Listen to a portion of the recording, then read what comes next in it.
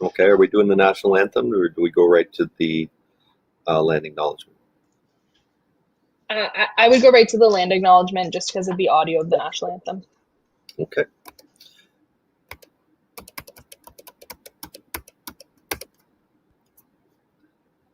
We'll call this meeting to order. This meeting of Ajax Council is being held virtually. This meeting is also being live streamed, may be viewed online at ajax.ca/live. A friendly reminder to all participants to please activate your microphone only when recognized by the chair, and to those making submissions as part of a public meeting or during the question period, please ensure you clearly state your name. If you decide you no longer wish to speak to an item on the agenda, please leave the virtual meeting and continue watching the live stream on the YouTube should you wish to do so. Start with the land acknowledgement. I'd like to begin this meeting by acknowledging that the land on which we gather is situated within the traditional and treaty territory of the Mississaugas, more specifically the Mississaugas of Scugog Island First Nation, signatories of the Gunshot Treaty of 1788 and the Williams Treaties of 1923. This land is and will continue to be home to the Indigenous peoples. Let us acknowledge the mistakes and traumas of the past through authenticity and support truth and reconciliation. Let us engage and celebrate Indigenous communities by being leaders of action in acknowledging United Nations Declaration on the Rights of Indigenous Peoples and the Truth and Reconciliation Commission's recommendations towards truth and reconciliation. Let us keep these principles close as we continue towards truth and reconciliation and as we move forward with kindness and respect as a community. Does any member of council have any disclosure of pecuniary interest? Okay, not seeing any in the speakers list. So let me go to my agenda here.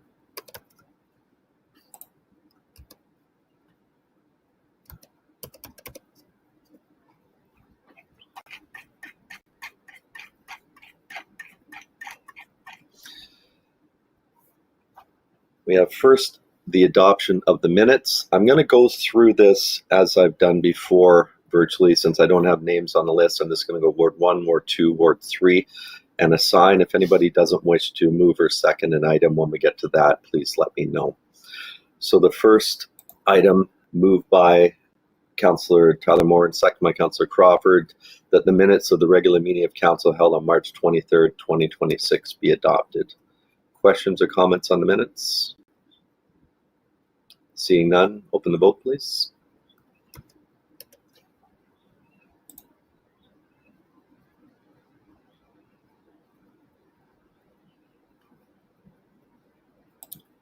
That carries.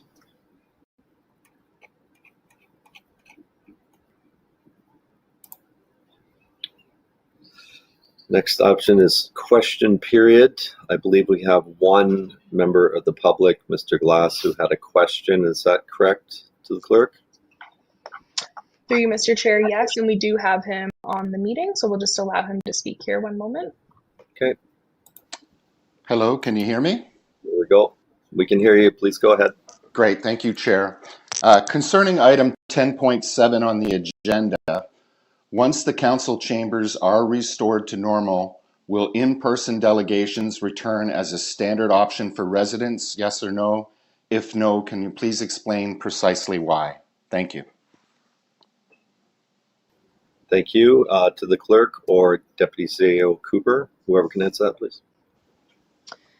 Through you, Mr. Chair, yes, we'll continue to offer delegations in accordance with the procedure bylaw, and if the motion passes on today's agenda, there will be a staff report on a future meeting that outlines everything that's asked for within the motion, including an answer to that question. Thank you. Okay, thank you. Did any other member of the public come forward to the clerk and wish to speak today on any questions? No additional members of the public. Okay, thank you. Just let me go here.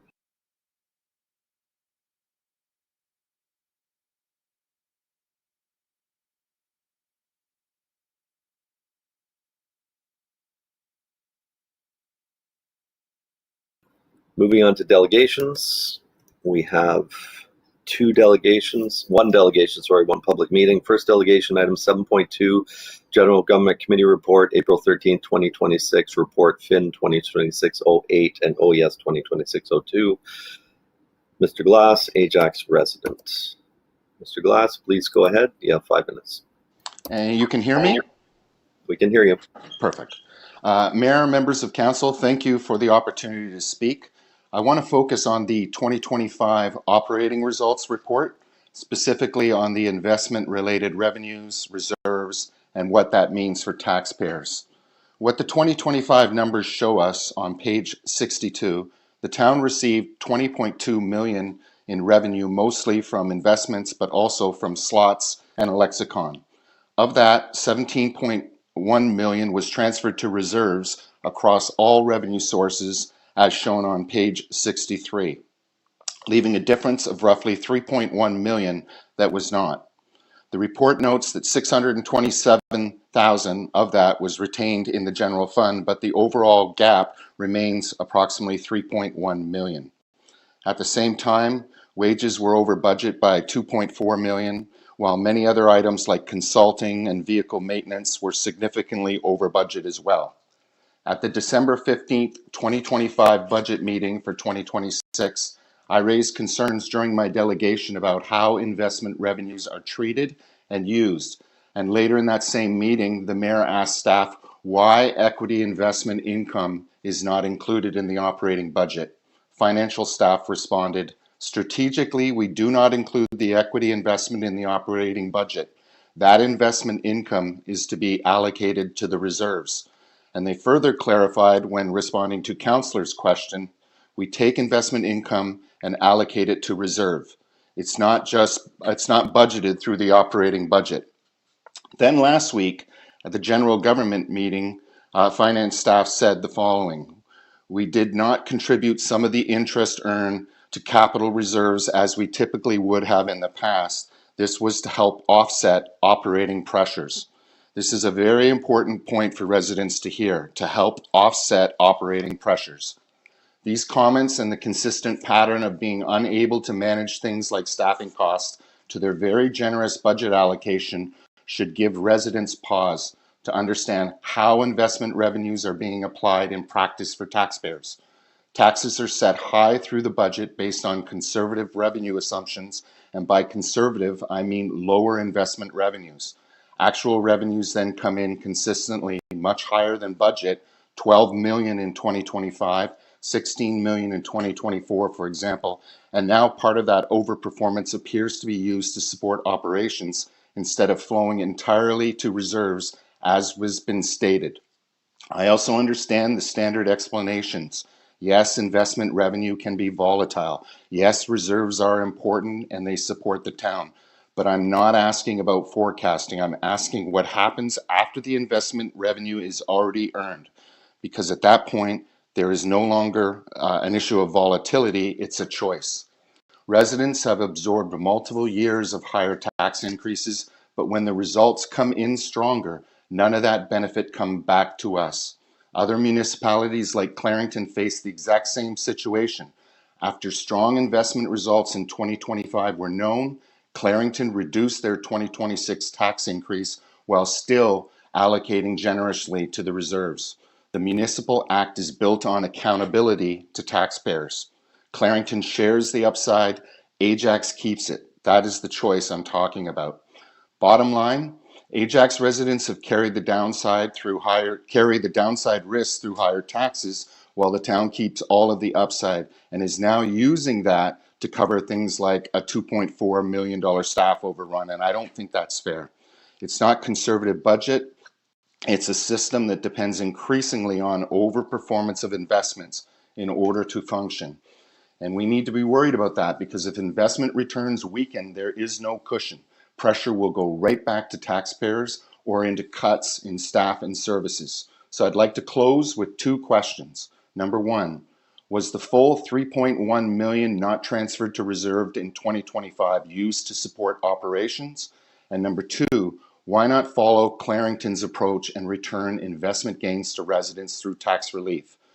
The residents deserve clear answers. And given this, I'd like to ask Council to reconsider approval of items 7.2 and 11.1 until that gap between the budget assumptions and the actual results, especially the impact on taxpayers, is addressed. Thank you.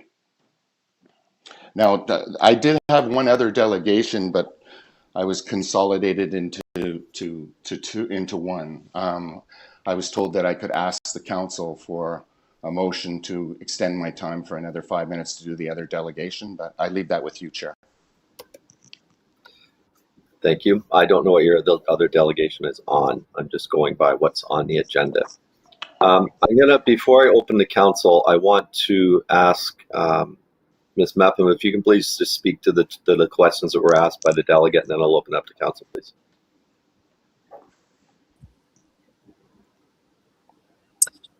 Through the chair, to answer the first question of the 3.1 million, I'm trying to locate that exactly, but if you're referring to the full investment income that was earned this year, was it last year or this year? When you I'm say trying to bring it up 2025. The 2025. So there was 625 approximately that we did retain in the operating budget this year, and that was to put aside to help deal with taxation pressures, current and future. So that is going to be helping the tax base. To your second question, are we going to follow Clarington's example? Through our financial planning process, we take some care into how funds are allocated throughout our budgets. So on an annual basis, we do take a look at pressures coming forward, as well as, and it's not just operating pressures, but also capital pressures. So any monies that we do set aside in our capital reserves do assist taxpayers in keeping the tax rate lower in the long run, because we will be using some of those monies that were set aside to deal with our capital infrastructure. Okay. Moving on. Sorry, we're not doing debate. The treasurer's answer your questions. I saw Councillor Lee in the question list. Were you still there? There you are. Please go ahead. Yeah, sorry. Just based on the flow of conversation, I think Mr. Glass wanted to address another point on GDC. So really what should have happened was he should have continued into the other delegation, and then I would have had the ability to ask for an extension of time. So since that hasn't happened and we went straight to answering his questions, I was wondering if it's appropriate that I ask for an extension of time now. Let me just ask the clerk procedurally, because I was not aware that two delegations were combined into one. Can you let me know what happened, please, Ms. Grassi? Yes, so through you, Mr. Chair, we did receive two delegation requests from Mr. Glass, and as per the procedure bylaw, you're allowed to register for a delegation per matter on the agenda. On today's agenda, there's item 7.2, which is the General Government Committee. Both of his delegations were related to the General Government Committee. So you'll see as today's delegation is listed as 5.1, we reference both staff reports that he would like to speak to, and the delegate was provided the information that both of those staff reports could be covered within his 1 5-minute delegation. Okay. Mr. Glass, how much time do you need for the second item? I think it was about 4 minutes. Okay, please go ahead. And it is on the infrastructure levy, so it is completely different than the operating report. That's fine. Go ahead. Okay, great. Thank you. I appreciate that, Mayor. Mayor and members of council, thanks again for the opportunity to speak. At the start of the term in 2023, staff presented and council approved a plan that said Ajax had a growing infrastructure and funding gap risk with respect to its asset management plan, and the solution was clear. A 2% infrastructure levy added to property taxes each year from 2023 through 2026 to help close the gap. In 2024, council was told it would take about $32 million per year to maintain existing assets, and the 2% levy and other funding sources, the town would have about $26 million, leaving a gap of roughly $6 million per year. That plan and funding approach continued through 2025 with the expectation that the 2% levy would remain in place till 2026. In December 2025, as part of the 2026 budget process, the levy was reduced from 2% to 1% in a 6-to-1 vote, with the justification of affordability pressures. I understand affordability. I've spoken to it many times, and I did appreciate the reduction of 1% on the tax bill. But now with the April 2026 asset management report in the general government meeting, on page 6, it says we now require about $26 million per year to maintain the approved service levels.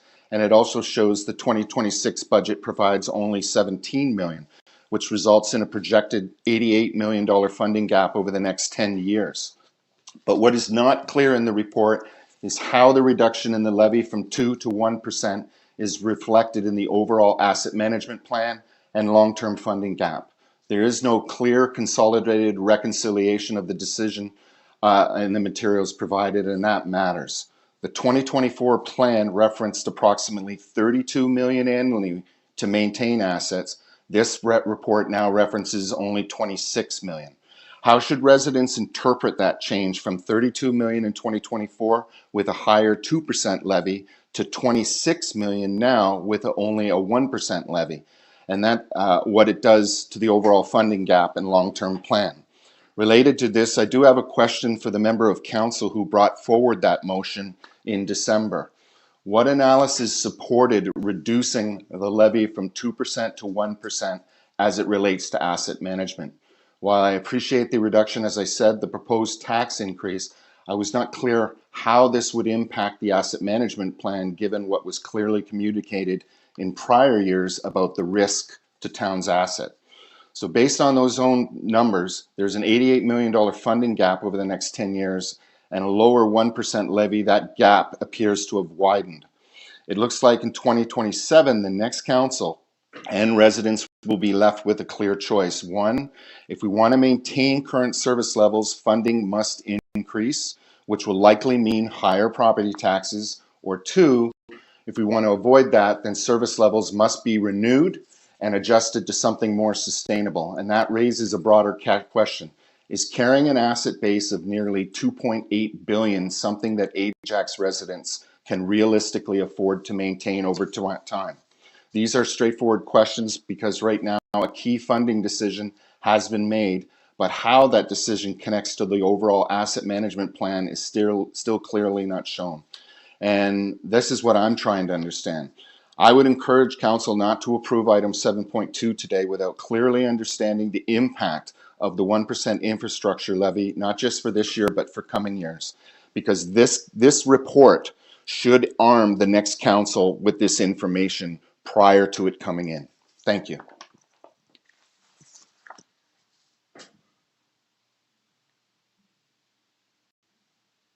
That was it.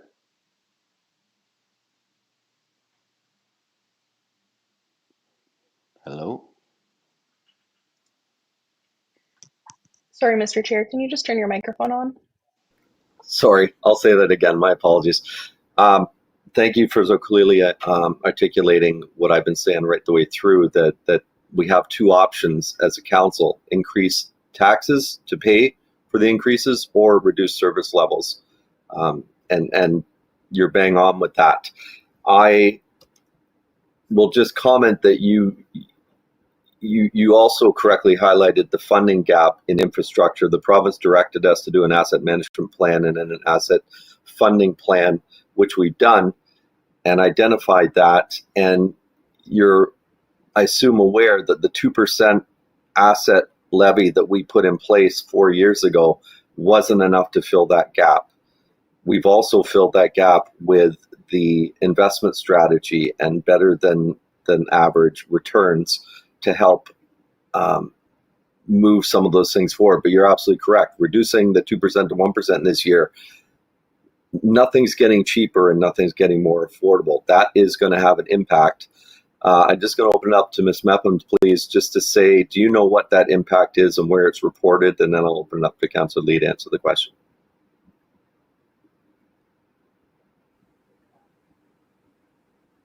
Through the chair, if you're referring to the impact, the difference between the the 88 million funding gap, when we originally brought an asset management plan to council, we laid out the existing service level, and at that time, council had has made a decision to decrease that service level to a more manageable level. So that gap, first of all, has been reduced already from the 32 million. I don't have that study in front of you, but to quote your numbers, 32 million down to about 24, 25 million dollars.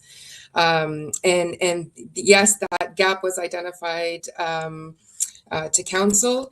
The 2% infrastructure levy has been filling it, but the recent reduction in that 1% is putting us a little bit further behind. But to follow up with what the mayor has spoken about with the investment income, we are using some of that investment income to contribute to those reserves to assist the future taxpayers from it's going to help fill the hole, although it won't fill the hole completely, and there is still going to be a gap. This is something that we will continue to monitor, and we will bring further reports to council explaining the magnitude of what we will be looking at. Okay. Thank you. Councillor Lee? Thank you, Chair. I mean, the question is posed to the mover of the amendment, and I guess that was me, seconded by Councillor Bauer. I think part of this role, as I've been here in the past 8 years, is about balancing priorities and balancing what is best for the constituents short term versus what's best for the constituents long term. And it's an ever difficult balance, as you know, the Director of Finance and yourself, Mayor, have pointed out. Yeah, I think it was at the time the decision was made, and I absolutely stand by it. We were hearing loud and clear from people across the municipality, across the town, that, you know, affordability was at a particularly tough time. And this was in the midst of various tariffs and various price increases. And you're right, we are seeing more price increases now. With the information I had at the time, I thought it was best to make the whole a little bit not as filled as we could have filled it, but at the same time managing the day-to-day of the constituents. And, you know, I still think it was a good idea, and a future, I don't have a crystal ball to say whether it was a perfect idea, but at the time relief was needed, and it was what we could do at the time to provide that relief to our constituents. Thank you, Chair.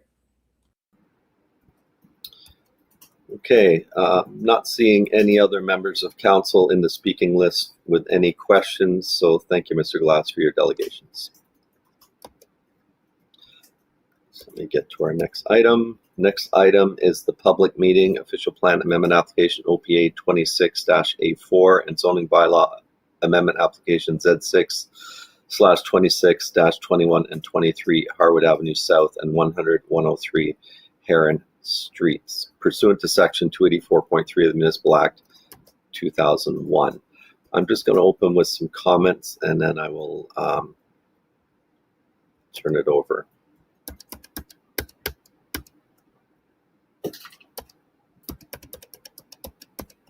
There we go. So I'm going to open with, I'd like to encourage my colleagues to support this OPA and ZBA amendments for 21 and 23 Harwood Avenue South. They're coming forward today under the Strong Mayor tool. This development will consist of 12-story mixed-use building containing 161 dwelling units and approximately 600 square meters of ground floor commercial space, as well as a 5-story seniors building with 49 units. The proposal also includes 3 levels of underground parking to support both residential and commercial uses.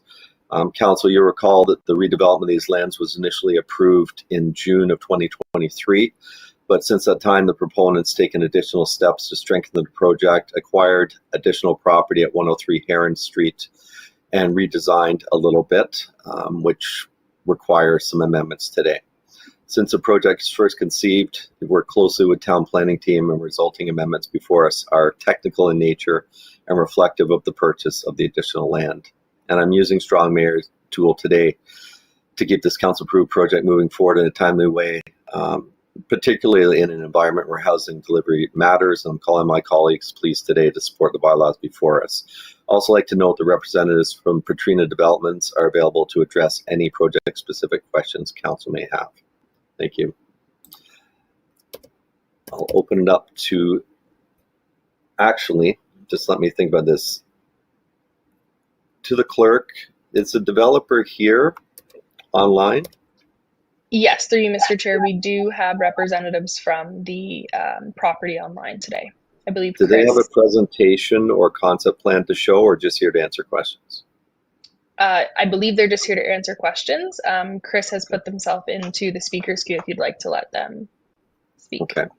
So, Mr. Koukouris, I've let you in, and Councillor Henry has a question. Councillor Henry, please go ahead.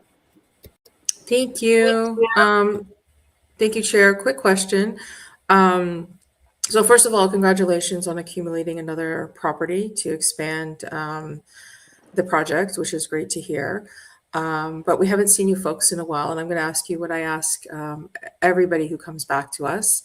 And I understand yours is slightly different situation because you acquired some property and you're looking to expand. But what are we looking at timelines for this project to move forward? Are you yourself doing it? What does this look like? Could you let council know? Well, what we're anticipating is final approval for everything, hopefully early this year. And then we will not be completing the project on our own. We will be, what we hope to do is joint venture with a builder, developer, to see it to the end. But if we can't find a joint venture partner, then our intention would be to sell it to a builder, and then the builder would complete the project.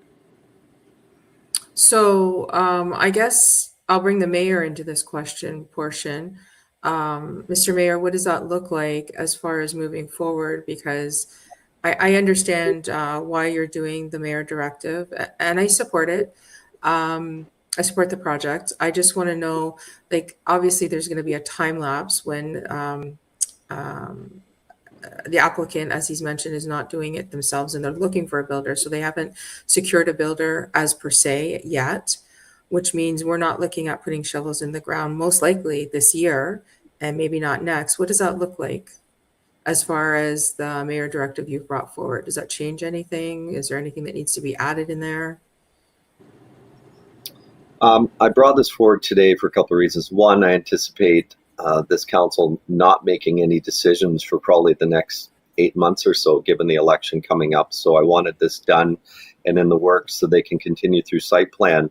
So when they do get to site plan completion and ready to pull permits, hopefully they do have a builder lined up and the financing available at the time to be able to go ahead and do this project.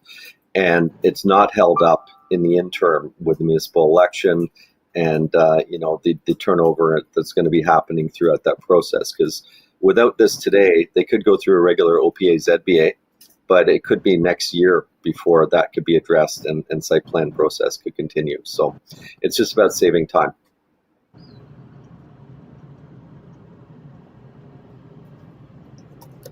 Actually, what we'll do to make this easier, I'll let you back in, Councillor Henry, but let's Sorry, I hit a button. I apologize. I have a very touchy screen. I hit a button. I apologize. Okay. So that makes sense to me, and I understand why you're doing it. So that was my only question. I just wanted to confirm what that looked like for the future of the project, and that all that information's out there, and we're all aligned on that. Happy to support. Thank you. Thank you, Councillor Lee. Thank you, Chair. Just to confirm, because we got this back on Friday, the 13th, there's no huge changes in terms of height or parking or any of the major questions we have, right? Looks like we're changing the uptown to mixed use, and then we're changing the rear yards. I don't know, sometimes I want to just make sure that we're crossing our T's and dotting our I's in terms of what the actual mayor's directive is asking for. Mr. Koukouris, can you confirm these are just mostly technical in nature? Is there any major changes to the project? Well, what the added parcel at 103 Heron, basically we're severing the rear portion of the backyard and adding it to the development.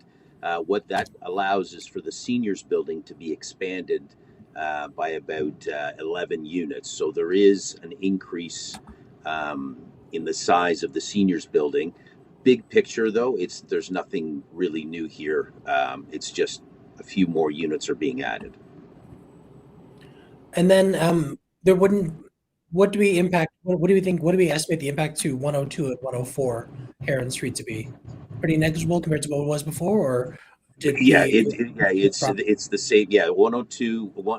The other houses adjacent to the property on the east are not really impacted by this. Okay, I appreciate the answers and thank you, Chair. Okay. Councillor Bauer, you're next. Here we go. Thank you very much, Mayor Collier. Good afternoon, everyone. Thank you, Mr. Kokoris, for being here today. I don't actually have any questions for you. I just wanted to bring attention to the correspondence that was submitted to council this morning. And there is one question. It was submitted to Planning Services.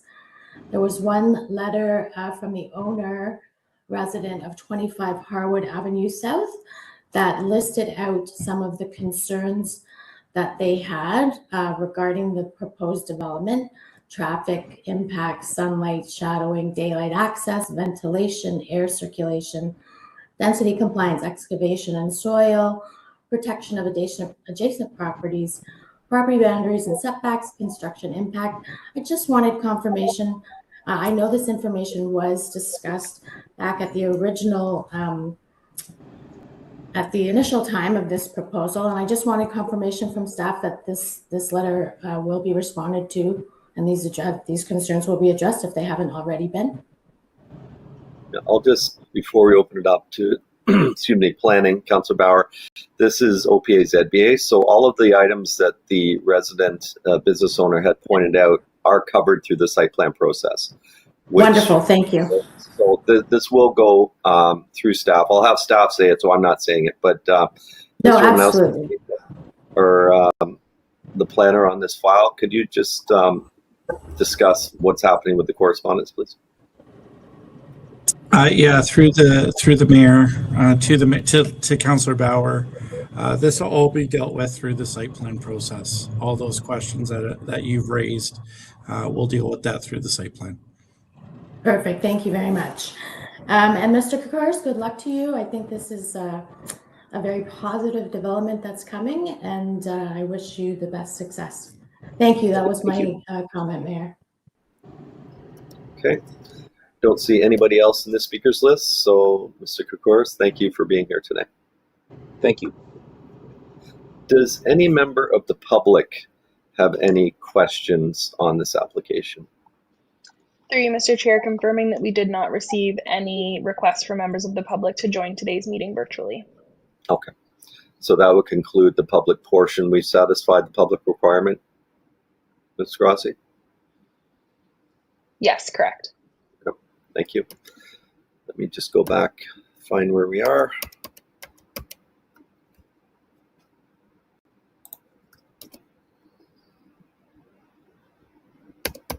There we go.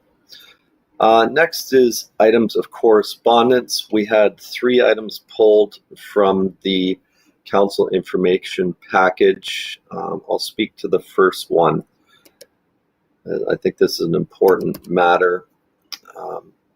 It's been 10 years since Ontario's last province-wide property assessment. After the last planned update was postponed due to COVID-19, and this has never been rescheduled. Property assessments are normally updated on a regular 4-year cycle.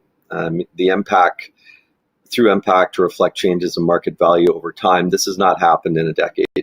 Assessments do not increase municipal tax revenue overall. I think that's important for residents to understand.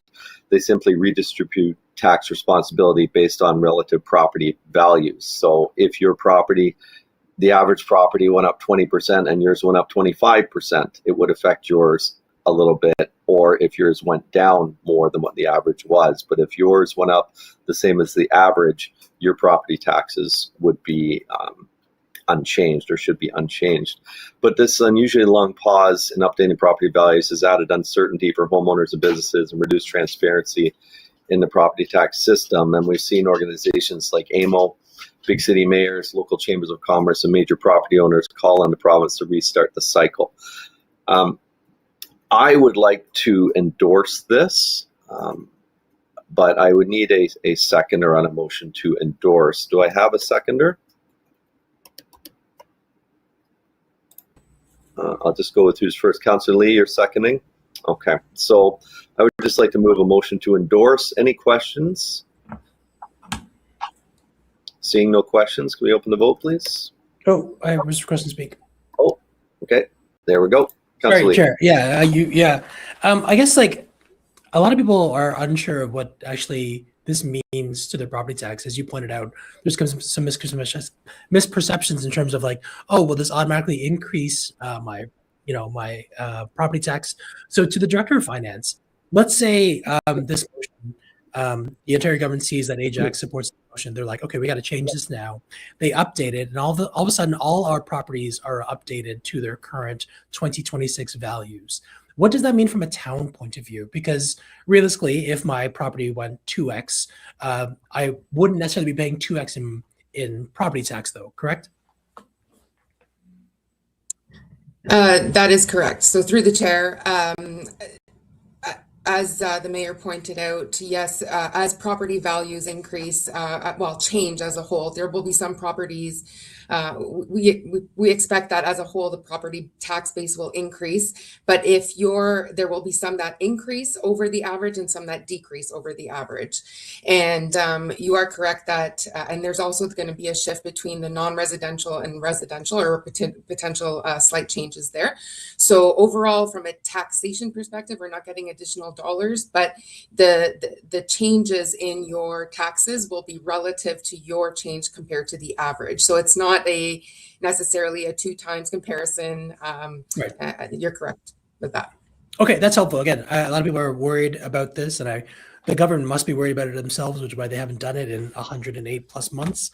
But I think, to use verbiage, we need to rip the Band-Aid off and figure out what the actual values are so that municipalities can figure out, their funding models going forward. So absolutely support the endorsement. Thank you, Chair.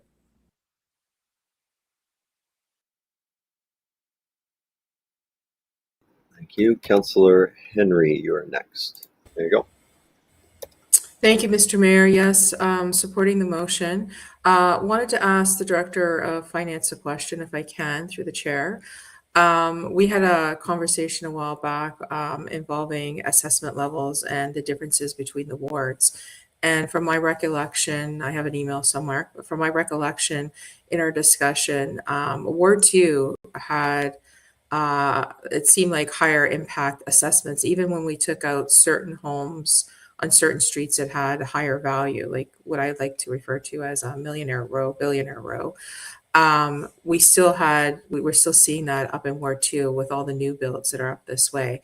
So my understanding, and correct me if I'm wrong, is that when this assessment's done and it kind of evens things out and brings other wards up to a current tax base level, that kind of evens things out across the town. It doesn't necessarily put Ward 2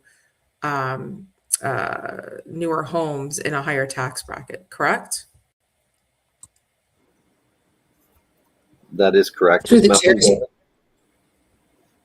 Through the chair to Councillor Henry, that is correct. The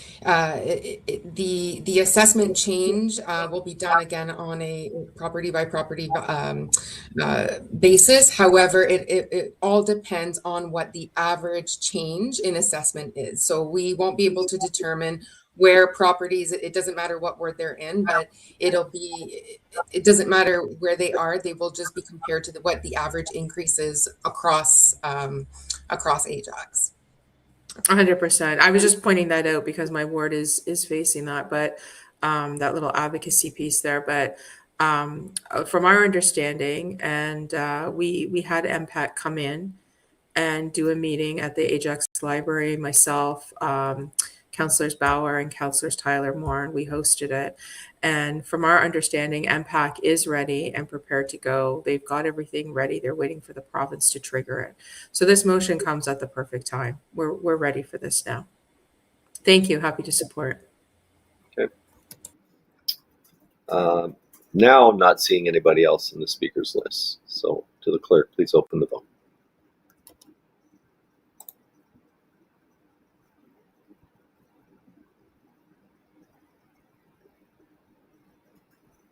Okay. And that carries. The next item,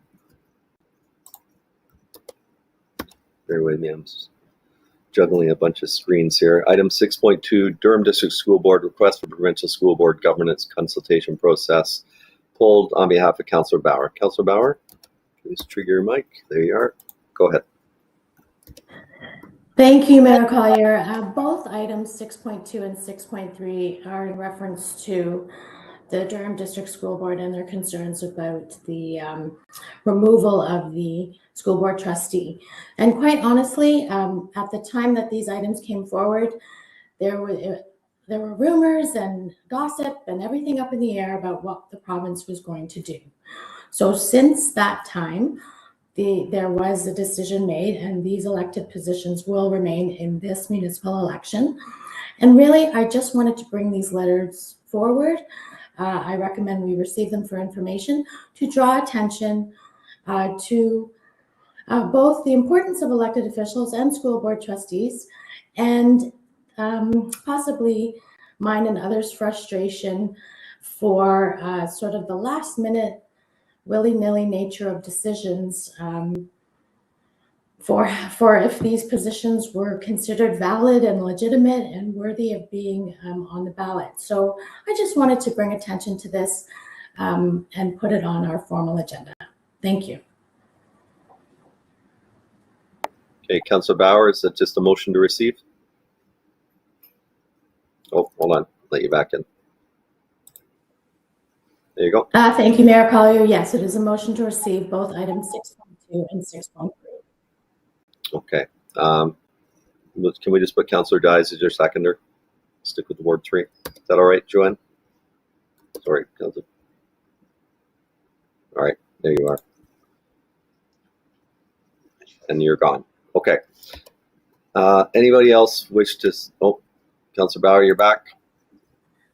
Yeah, sorry, I don't know if Regional Councillor Dyes was answering or not. You had asked if it was fine to put her on, and that's fine with me. I guess if it's fine with her, then we're good to go.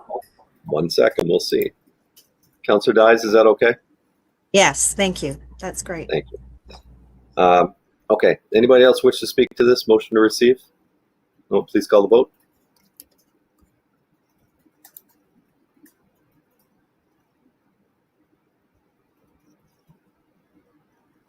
Okay, that carries. Councillor Bauer, you have the next item as well. Key your mic. There you go. Go ahead. Thank you, Mayor Collier. I had asked for 6.2 and 6.3 to be put together. Same comments as before. Many representatives started their municipal politic role through the school board trustee position. So if we could just receive this for information too, I'd appreciate it. Okay, and I see the clerk on the screen. What did I do wrong? Nothing through you, Mr. Chair. We did combine 6.2 and 6.3 at the request of Councillor Bauer, so the last vote did cover both of those items. Okay. Any further questions by members of council? Seeing none. Okay, thank you. Figure out where we are again. Standing committee reports. Community Affairs and Planning Committee report, April 7th, 2020. Oh, none, sorry. 7.2, GGC, April 13th, 2026. Just let me bring up the resolution. We've done the correspondence. Receive for information. There we go. Standing committee. So we're on to Ward 2, moved by Councillor Henry, second by Councillor Lee, that the recommendations from the General Government Committee meeting of April 13, 2026 be adopted. Questions? Okay, seeing no questions, open the vote, please.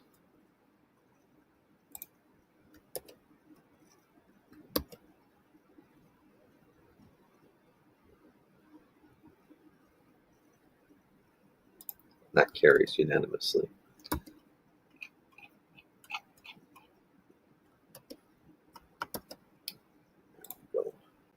Next item, departmental reports. 8.1 PDS 2026-10 update to traffic bylaw 45-2020 schedules 1, 10, and 22. This is deferred from the April 13th, General Government Committee meeting. Mr. Romanowski, is there anything additional to this? Any presentation or anything? No, through the chair, to the chair. We're just waiting for any, I think there's some motions that, or some amendments to the motion that's been brought forward. I believe the clerk has that wording. Okay, to the clerk.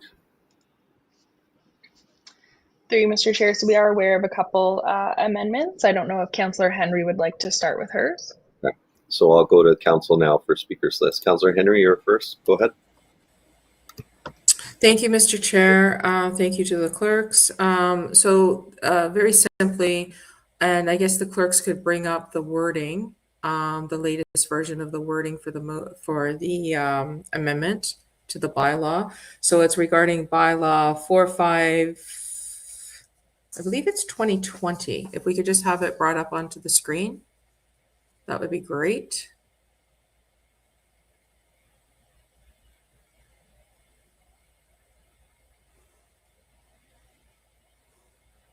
Excellent. There we go. So very simply put, oh, I was right, 45, 2020. Okay. So very simply put, with this new community safety zone for this new school in the area, and staff had recommended where the community safety zone would go. I'm just asking for the extension, and I have had community consultation with the residents of the area, and they're in agreement. I wanted to make sure before I brought this forward that we extend the community safety zone from where it ends, about 24 houses on Hearst, away from church, that we just extend it right to church, so we don't have half the street at 40. Sorry, Councillor and the Henry, other half of do the you street have a seconder before you get too deep into this? Oh, I'm so sorry. I did ask Councillor Lee. I was trying to get a hold of Councillor Lee and asked if he wanted to second this. Hold on one second. Mm-hmm. Good to second. Okay. Good to second, sir. All right. Councillor Henry, please continue. Thank you. So just to have that extension of the street, which is roughly 24 houses, to go right to church. That's all we're asking for here. And we have the wording from staff here in the amendment. Hopefully everyone will support. Thank you. As a specific request about how we have silver and finance responses. So when we try to assess the see partners.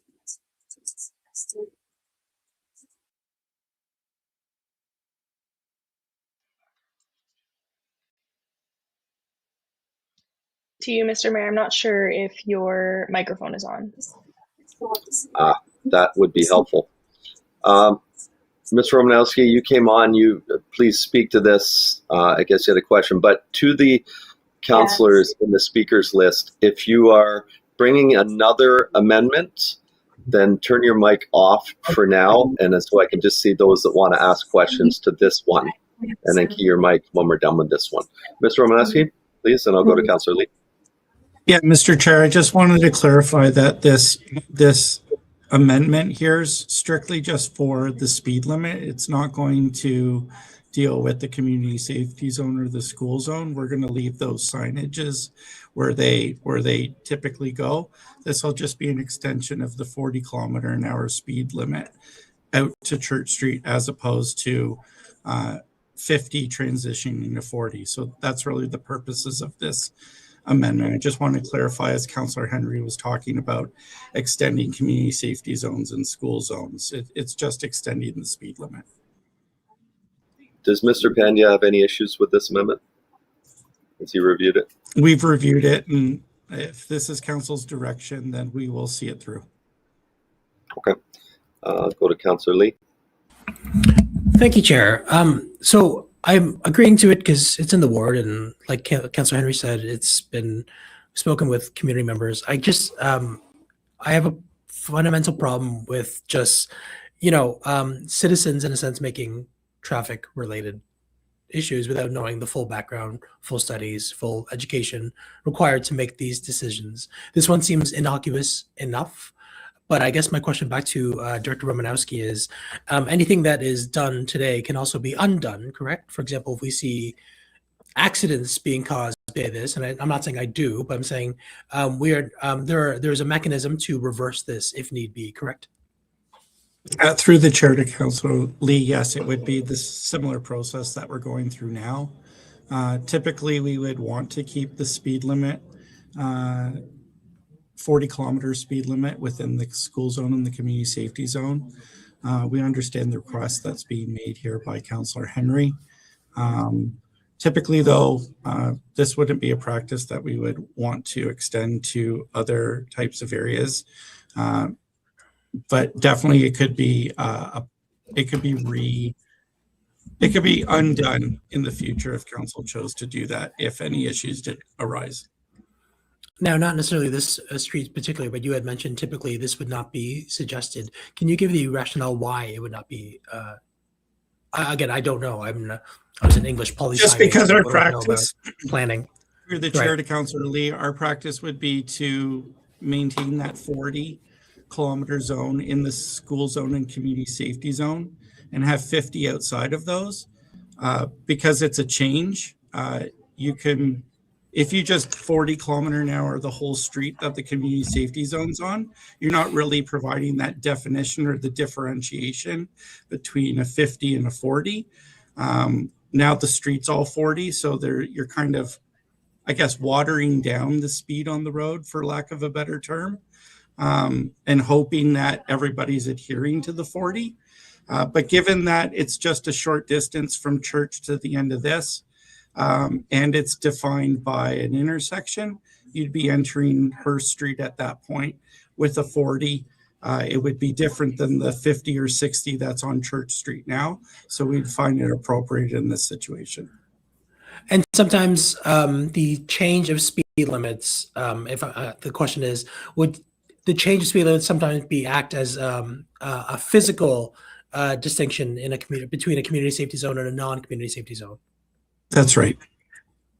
Okay. Physical change. I understand. Okay. That is very helpful. Obviously, I think I'll still support, but hopefully, hopefully this works out the way we intended to. Thank you, Chair.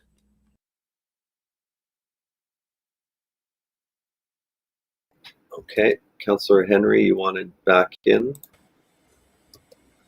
Thank you, Chair, and thank you to the Director of Planning. Yes, I do understand that the community safety zone itself is not being extended, so thank you for that clarification.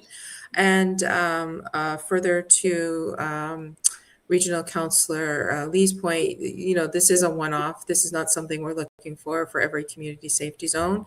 This is because of this particular area.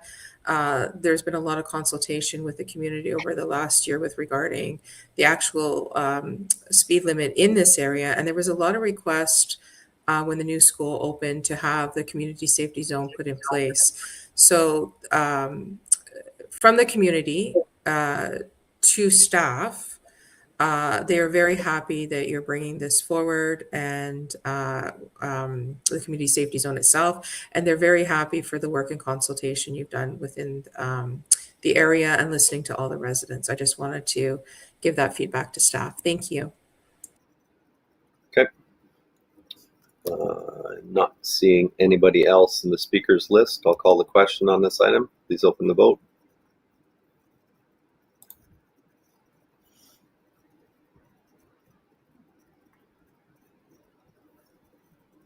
Okay, that carries. Anybody else have any amendments or questions to the matter before us? Councillor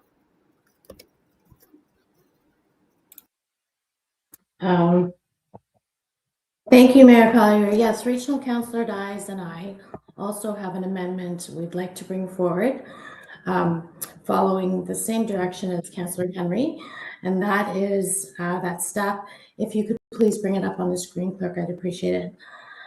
That staff be directed to reduce the speed limit from the default 50 kilometers an hour to 40 kilometers an hour on Ashbury Boulevard Range Road between Audley Road South and Lake Ridge Road. So this is, as you know, that road was opened not too long ago, and lots of community comments for and against. But one thing that did remain common amongst all parties was the importance of safety on that road, and speeding was one of them. This is a road, if you remember, that does not have sidewalks or lighting, and that has quite a lot of pedestrians and school-aged children who walk up and down to take the bus now that it's been restored. So Regional Councillor Dyes and I met with the area residents to talk about some traffic measures that could be put in place. One of the options was this reduction in speed from 50 to 40. I'd like to thank Mayor Collier for also attending that meeting and hearing the needs of, sorry, not that meeting, but the follow-up meeting we had with staff to go through these lists of options that could be presented. Since this bylaw is being opened today, we thought that it would make sense to bring this request to this bylaw at this time versus once we do go through all of those other items for the safety along Range Road. So I ask that my colleagues please support this. Thank you. I'll just add, Councillor Bauer. Yes, we did have, and I'll just because some of the other councils may not be aware, I did commit to having a meeting with you and Councillor Dyes and staff to discuss some improvements to this site. Staff have taken these comments and are going back and are going to report back to council with, costs and that type of thing for this area. But this is one of the items we did discuss, and this is something we can do easily and cheaply, which will assist. Councillor Dyes. Hear me? Yep. Thank you. I appreciate that, Mayor Collier. I think it was really, really important to the residents about reducing the speed limit because it is a straight thoroughfare and we know there's going to be some challenges with that. So I appreciate it if we can get that speed reduced in that area, and then we will have the opportunity to work with staff on some of the other issues. Thank you.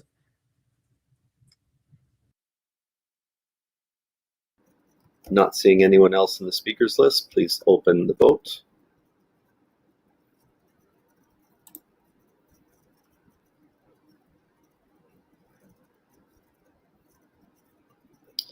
That carries.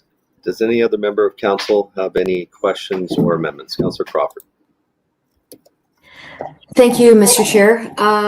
My amendment is that staff be directed to install no parking signs on Coomer Crescent between north property line of 9 Coomer Crescent and east property line of 19 Coomer Crescent. And my seconder is Councillor Rob Tyler Morin.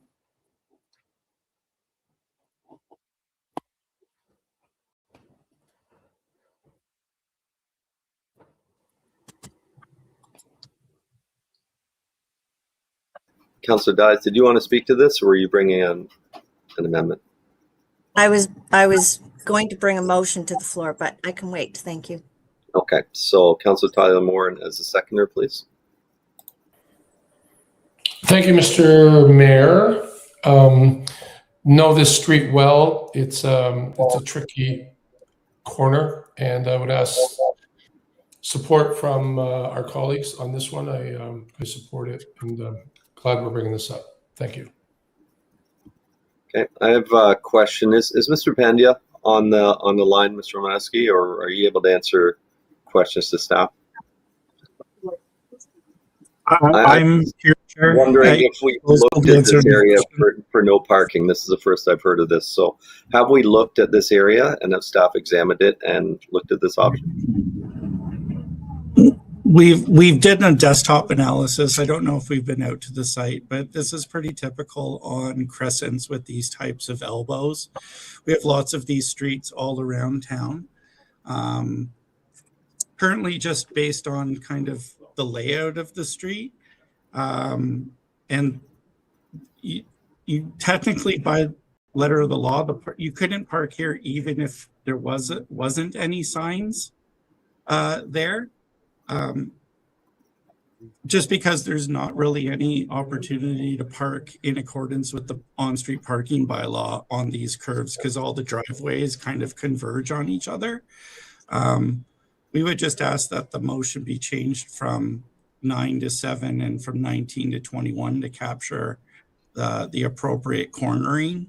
I think Councillor Crawford had mentioned 9 to 19 or something like that. But we haven't done a desktop review. But if this is council's desire to direct staff to install the signs, we could go through that process. Okay. I And didn't get a chance to actually speak to the motion. Oh, okay. Go ahead. So the property, the owner of the property on number 11 contacted me almost a year ago. We started these conversations back in June of last year. The winter has been ridiculously hard for them to try to get out. Well, I don't disagree with Director Romanowski that this should not be an area where people should be able to park or should be enough room to park. They actually really do park there. And therefore, when they do park there, it does move into the driveway of 11 Coomer. So I feel like what we believe shouldn't be happening is happening. And so we need to stop it from happening. So that's why I brought this forward. Thank you. I think my question and my concern with this, Councillor Crawford, is just simply, as Director Romanowski said, there's areas all over town where this is an issue. I'll just say Clements, for instance. And I would count on common sense to prevail, but unfortunately it rarely does. And on a sharp corner, you've got people parked on both sides of the road and can barely squeeze through on a bend. I guess my question is, because I, like Councillor Lee, also don't really think council should be doing one-offs in this manner. Mr. Romanowski, are we looking at doing something like this at these problem areas across town? Because this is a one-off, which is fine. This is a a constituency matter, but this is not an issue all over town. Through the chair to the chair, it would be quite an onerous task to go around town and look at all the crescents. I mean, look at Nottingham, look at South Ajax. They're all over the place, whatever shape, form they come in. This definitely would be something that we're already going to probably look for through the parking master plan anyways, just of how we manage parking on our streets in the various neighborhoods. So it'll kind of be a little kind of sidebar kind of exercise through the parking master plan. I don't know where it's going to go, but I think what's being put forward as a one-off, we can manage that in this instance. Would it make sense through the parking master plan to develop some sort of warrant for this? We have warrants for stop signs. Would it make sense to have some sort of warrant for this? So in standard situations, it just applies? That's definitely something that we could look at through that project of whether or not we can create a warrant process to evaluate that. Or if there's just different wording, or if we're not using signs, maybe we're using painting on the roads or curbing. So we haven't really explored it to that degree, but that's something that we can take into consideration through the parking master plan review. Okay, thank you. I don't see anybody else in the speakers list. Councillor Crawford, were you done? Did you have anything to add? Yeah, I'm done. Okay. Thanks. Let's open the vote.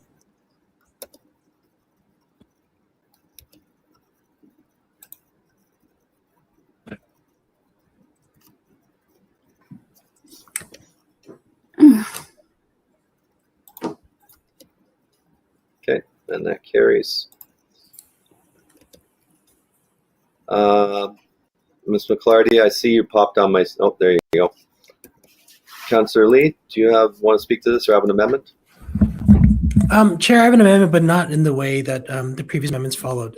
Is there wording that this council can put in to prevent this happening until the next traffic or parking study.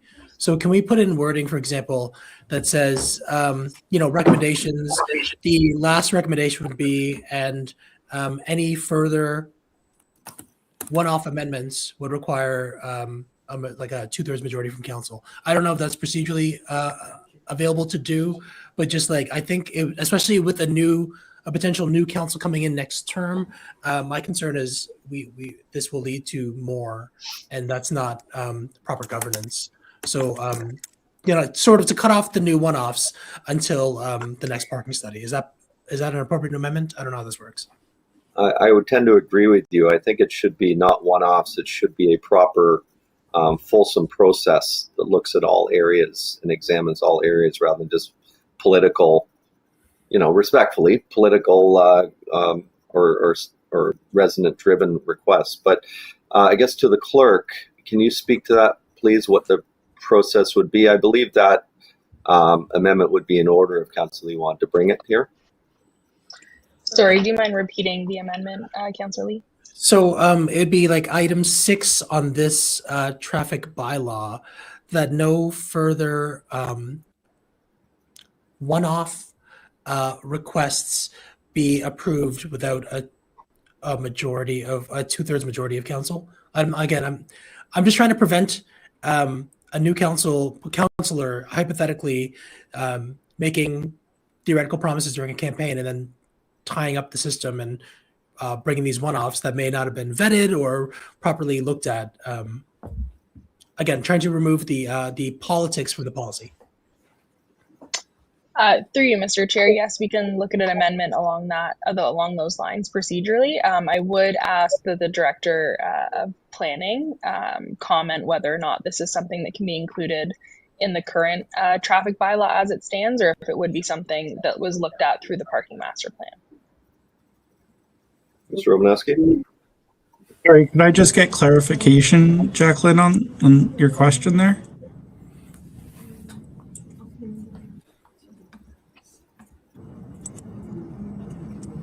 Apologies.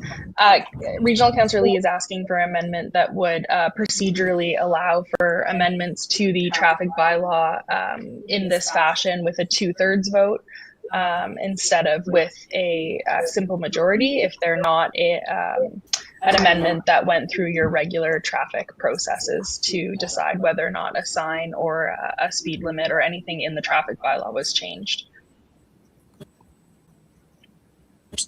I guess I'm confused as to what I'm being asked to comment on. I don't think it's a regular traffic bylaw thing. I think it's related to the parking component of it. Okay, so through you, Mr. Chair, go ahead. Councillor Lee, are you asking if, just to clarify, and again, I don't know, have a better word than one-offs, that any more amendments or changes to this in the interim before the parking master plan is done not be allowed? Is that kind of the spirit of what you're trying to do? Quite honestly, I'm willing to go one further and say any traffic and parking related bylaws require a 2/3 council pending the report, pending the future updates to the respective reports.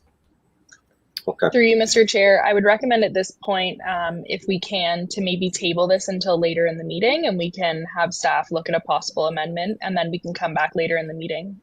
Okay, so let me go, Councillor, you're okay if I go back to, there's 2 more people on the speaking list. They've already spoken, but let the clerk sort of wordsmith this and come back in a few minutes. Okay, he's gone off, so we'll assume that. Councillor Henry, you've spoken. Do you, since you don't have the motion on the floor yet? Sorry, I've spoken on my amendment, but to this further last piece, I just like to ask, I'm unclear because from my understanding, Regional Councillor Lee and myself have brought forth a master parking plan. We got it budgeted. It was taken out of the budget. That would have addressed. It was deferred because they weren't ready for it yet because another piece wasn't completed, so it was moved to the next year. So what year is it budgeted for, Mr. Mayor? I believe it's 2027. But I stand to be corrected if staff, there was a piece that wasn't ready yet for it to proceed this year, so we bumped it, I believe, to 2027. Mr. Roneski? Yes, through the chair to Councillor Henry, 2027 is when and it's currently slotted in. So it is budgeted for 27 then? But it's in the budget. It has no money allocated to it. It will be in the coming budget, and we'll reallocate funds to it for council's approval and consideration and approval. So will that, like, as we've been speaking today, Director, that master parking plan will address all the concerns, the one-offs, everything else, correct? I would hesitate to say through the chair to Councillor Henry that it's going to take care of all the concerns. I think it'll be a fulsome, comprehensive review of what a parking master plan should be. There'll be consultation with it. I'm sure council will have feedback, input, suggestions, directions, etc., for us to carry out through that process. So I would never say that a bylaw or any policy fixes all the problems, because they inherently create other problems that we can't foresee. Really what we would have to do is just start the process, properly craft our RFP in terms of reference, etc., and then just kind of take our steps through that process.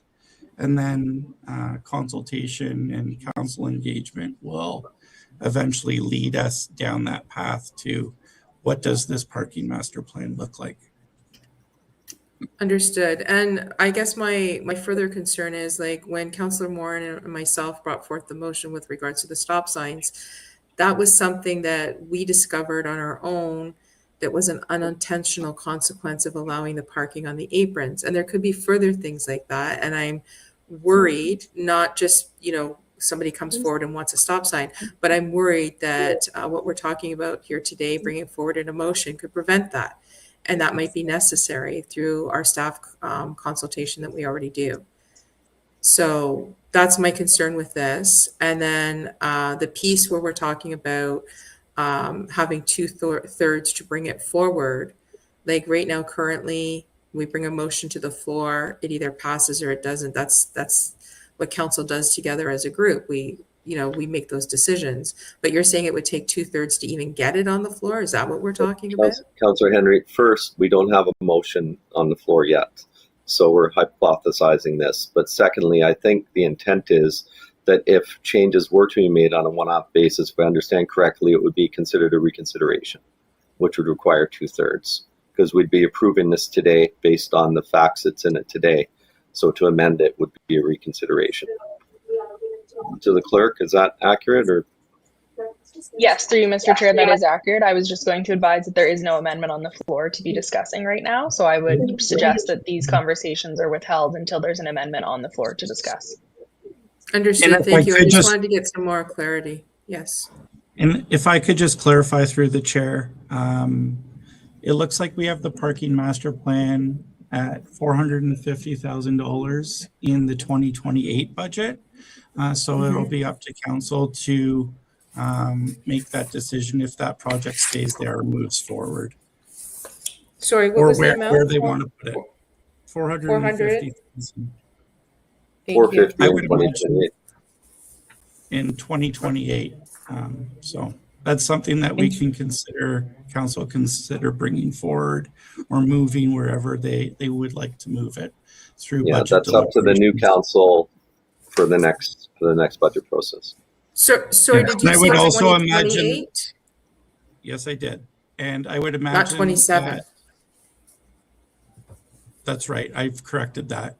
And I would also caution that cost associated with it will probably have to be amended, and that cost will probably increase, as it's been some time since we did those estimates.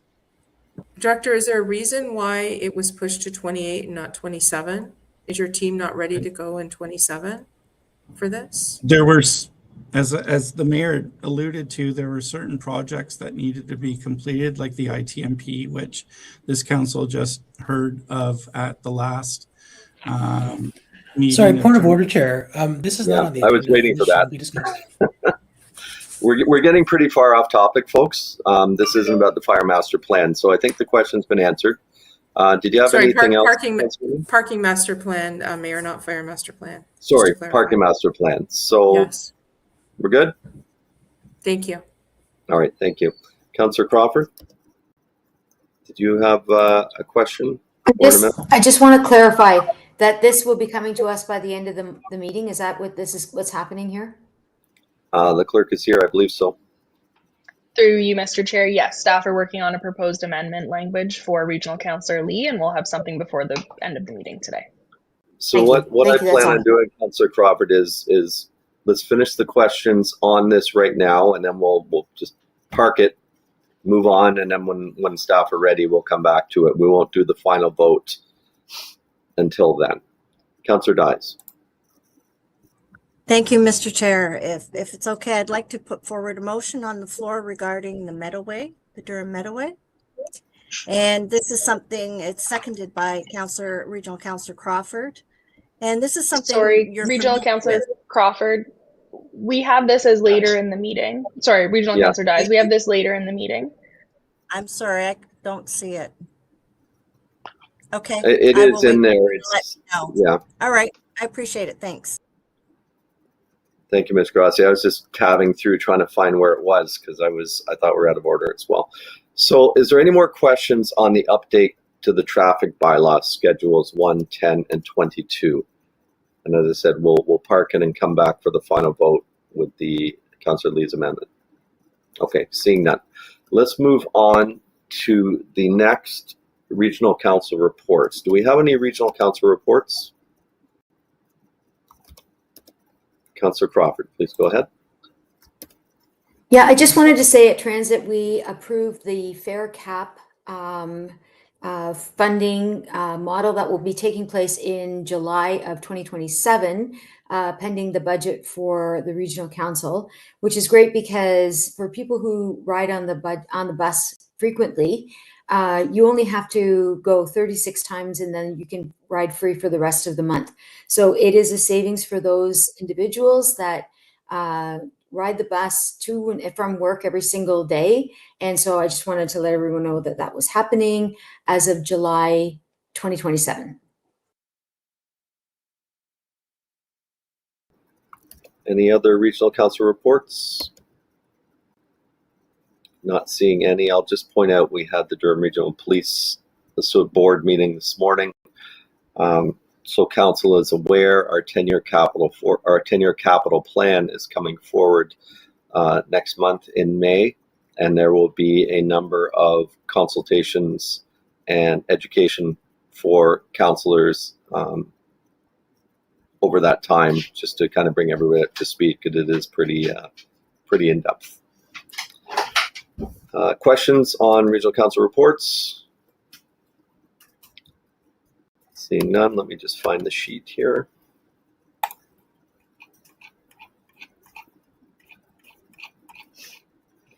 So we're on Ward 3 now, moved by Councillor Bauer, second by Councillor Dyes, that the regional council reports of April 20th, 2026 be received for information. Anything further on this? Please open the vote.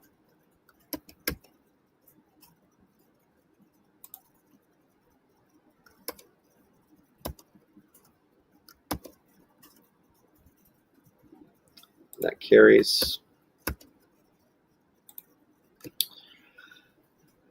Brings us to business arising from notice of motion. Town of Ajax use of CCTV cameras, 10.1. Councillor Crawford, please go ahead. Thank you. This motion really speaks for itself. I think that anytime that we're installing cameras in our facilities, it's a good idea that the public knows that the cameras are there.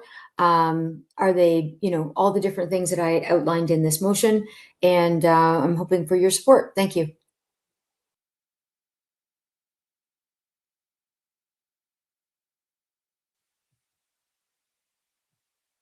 Councillor Bauer. Thank you, Mayor Collier, and thank you, Regional Councillor Crawford, for bringing this motion forward. I'm happy to second it. Also important, I think, for information for us to know and our residents to know is the use of the purpose, the reasoning, all of that info about the blue emergency phone units that are in Rotary Park parking lot and Town Hall parking lot. Joanne, Regional Councillor Dawes and I regularly receive questions about that. So, and we are able to get some information from our corporate security specialists, but I thought this would be a good way to bring some more fulsome information to all of council. Thank you.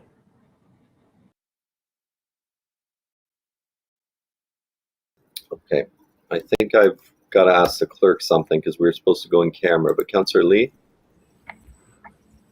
Sorry, I can withhold till we go in camera if necessary. Okay. Well, let's just finish this one notice of motion. And then we'll, because I think I was supposed to take us in camera on something. Is it on this one? It's not on this one. This is just a standard motion, right? No, through you, Mr. Chair, I would finish item 10.1 and then we will go into camera to deal with the items under item 14.1 and 14.2, and then we'll come back out of camera to continue dealing with the business arising from notice of motion. Got it. Okay. Councillor Lee? Thank you, Chair. I know this is specifically covering Town of Ajax use of CCTV cameras, but would it be do staff have the information of where DRPS cameras are located as well? I don't think we've ever actually formally received a report of this council as to where all the DRPS cameras are within the town. I keep seeing more and more, I guess is kind of my issue. And I was just wondering if it's possible as a friendly to just include the location of the DRPS cameras as well in this motion. If it's a separate motion, I completely understand. I don't know. Ms. McClarty? Through the chair to Regional Council Lee, we can most definitely include the ones that the town have partnered with DRPS on. In terms of their own cameras that they may have up and around town or the region, you would have to go through the region. But we definitely have some partnerships with them that we can definitely outline and how we work with them and what our MOU states with them. Thank you. Then to the mover, if friendly is available, I would very much like to add friendly. Thank you, Chair. Okay, 1 second. Councillor Crawford? Good with that. Friendly? We're all friends? Okay. On that, I don't see anything further, so we'll open the vote, please.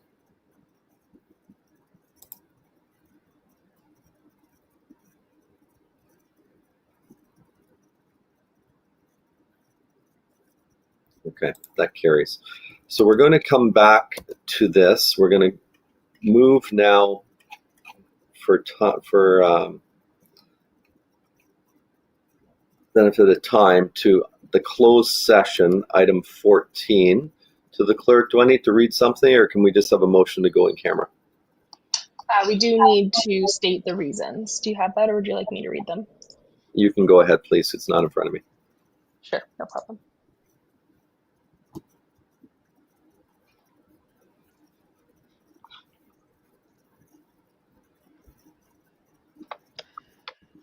So today council is asking for a motion to go into closed session for 2 items regarding to discuss a proposed or pending acquisition or disposition of land by a municipality or board as per section 239(2)(c) of the Municipal Act as amended, along with to discuss a trade, secret, or scientific, technical, commercial, financial, or labor relations information supplied in confidence to the municipality or local board, which, if disclosed, could reasonably be expected to prejudice significantly the competitive position or interfere significantly with the contractual or other negotiations of a person, group of persons, or organizations as per section 239(2)(i) of the Municipal Act 2001 as amended. I'd be looking for a mover, please.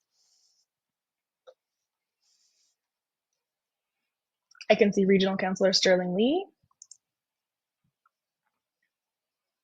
Mr. Chair, would you like to turn your microphone on? I can't see the individuals, so go ahead and you pick if you can see them. Okay, and then I also have Councillor Bauer as your seconder. Okay. On the motion to go in camera? Councillor Dye's turned his off. Okay. Votes.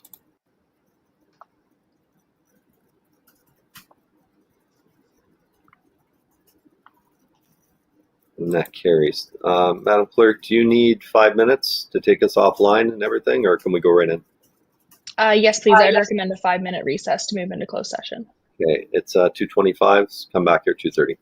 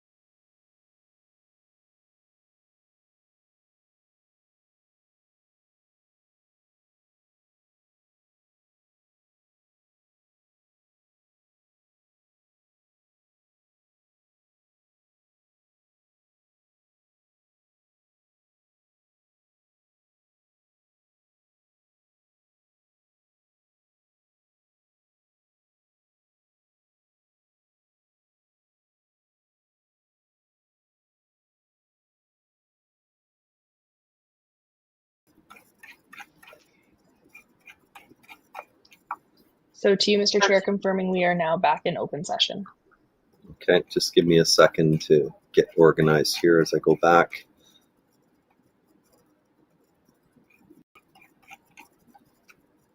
There we go. We're going to go back to item 8.1, the PDS 2026-10 update to traffic bylaw 45-2020 schedules 1, 10, and 22 in open session. Through discussion with the clerk, I have been told that the motion that Councillor Lee was looking to bring forward would not be considered in order, so I'm going to rule that out of order. So there is not a motion coming on that. Do we have any further discussion on the traffic bylaw update? Okay, seeing none in the speakers list. This has been, I believe, 3, perhaps 4 amendments to it on the motion as amended. Please open the vote.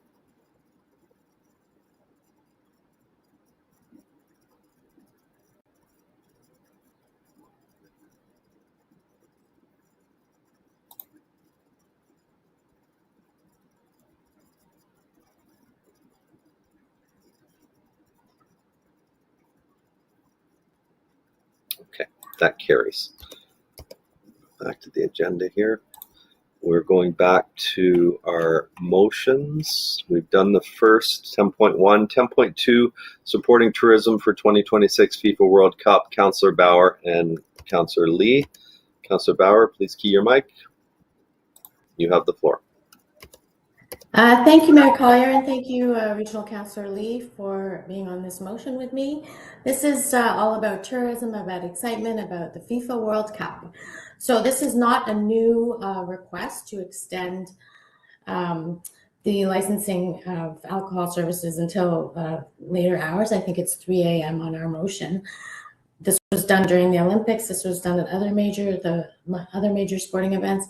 This was done at the last World Cup in 2022. So it's just to bring it forth again for this very exciting time and opportunity to bring people together and also help our local businesses possibly make a few extra dollars. Thank you.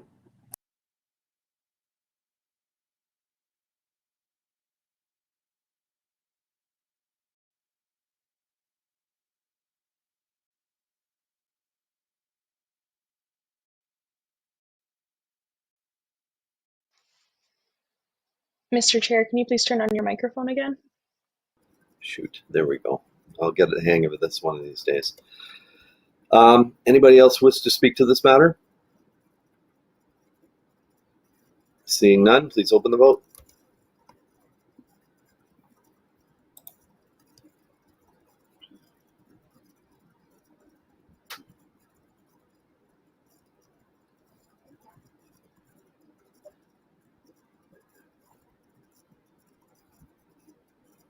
Okay, and that carries unanimously. Going back to the agenda, the next item is item 10.3, review of town soccer resources. Regional Councillor Lee, Councillor Bauer.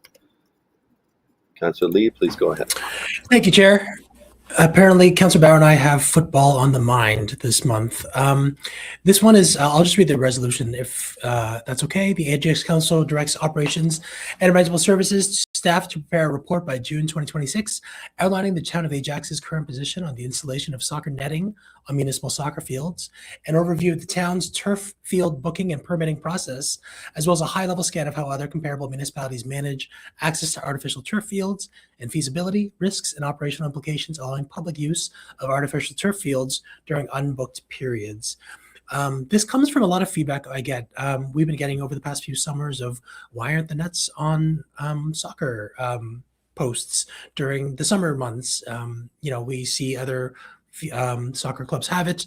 Also, with the current flux of Ajax Soccer Club, I just thought it was really important to just kind of outline the town and our soccer policies, maybe update them, see if there's any opportunity to modernize or increase fees where applicable. And so this report would just address a lot of those things that we're kind of putting together piecemeal and we'll just put in one place. So looking for support from council. Thank you, Chair.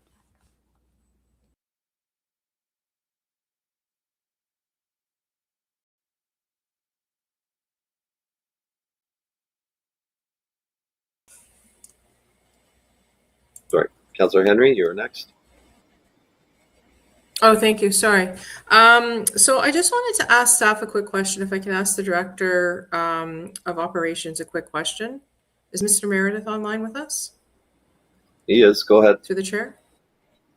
Excellent. So we had some issues up in North Ajax last season with regards to residents complaining about this issue.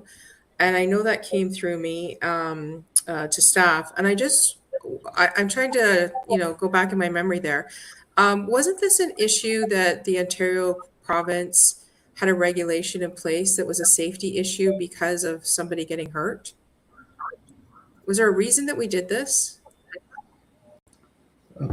Through the chair to Councillor Henry, there is some best practices that you're referencing in terms of why we don't currently do that, and that is something that we will articulate in our report, which we'll present to council in June. So we have some history on it, and we know sort of the framework in terms of why we don't necessarily include nets for all of our mini soccer fields. That's generally placed, the requirement is generally placed on the permit holder as it relates to installing the nets on the evenings that they have permits, so that they're not around and require sort of inspections on a routine basis. So we will address it sort of within our staff report, and we'll go from there. All right, but sorry, did you, and I apologize, my mic went out for a minute. Did you say that there is or is not a provincial law in place? I'm just being careful. I'm just being careful on your wording of provincial law, just to find out. Like, I don't want to say there is something that is there as it relates to the health and safety of the netting that gets used. Whether I want to say it's a law or a regulation, I'm not 100% certain, but we will address it in our staff report. But there is some. Got it. There's some framework. We'll say regulation. Yeah, framework. We'll be careful. We'll be very careful. All right, sounds good. Thank you. Okay, not seeing anyone else in the speakers list. Please open the vote.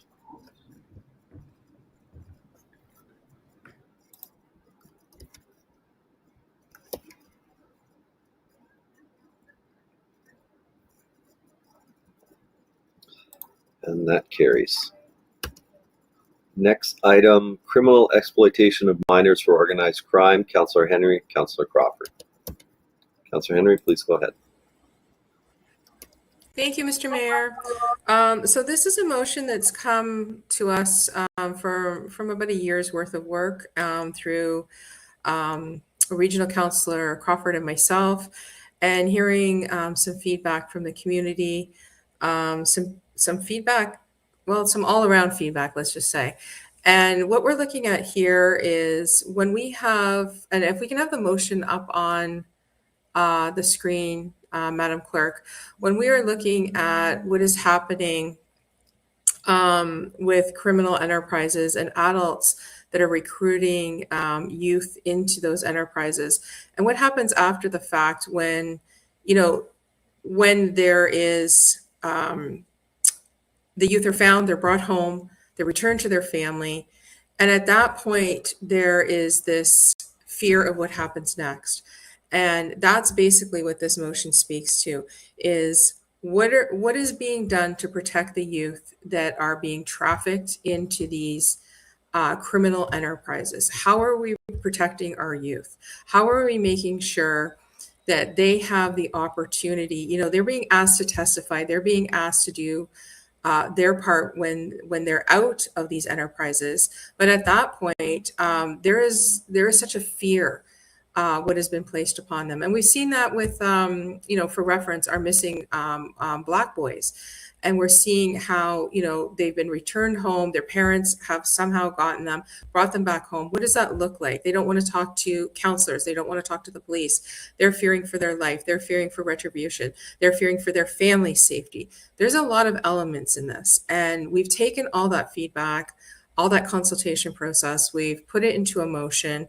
We've spoken with different organizations, and this is the information that we've come up with. So we're really hoping for council support on this. This was in the works for quite some time, since I'd say early February 2025, and hoping that the work of a year's worth of work in this motion that council will support. Any questions, please ask, opportunity to ask. Okay, I'm gonna let Marilyn Crawford, Councillor Crawford, excuse me, speak to this as a seconder, and then I'm gonna ask Ms. Brownridge to come in and speak with some more details about what DRPS is already doing on this matter and working with organizations. So Councillor Crawford, please go ahead. Thank you. The only thing, I really don't have anything more to add. I've attended two meetings to do with the missing Black boys, very informative. And I know that there was a roundtable held with the police and with the Durham region discussing this with many organizations. The only thing I would ask is that the motion, it says circulated to Durham region municipalities, but also to Durham Region Council. Can we add that in there to how this is circulated, if that's okay? I really don't have anything much to add to what Councillor Henry has said, but I do think this is an important advocacy piece that we should be supporting. Thank you. Okay, well, it's your motion, so you can do what you want with it. Councillor Henry, are you fine with that friendly amendment?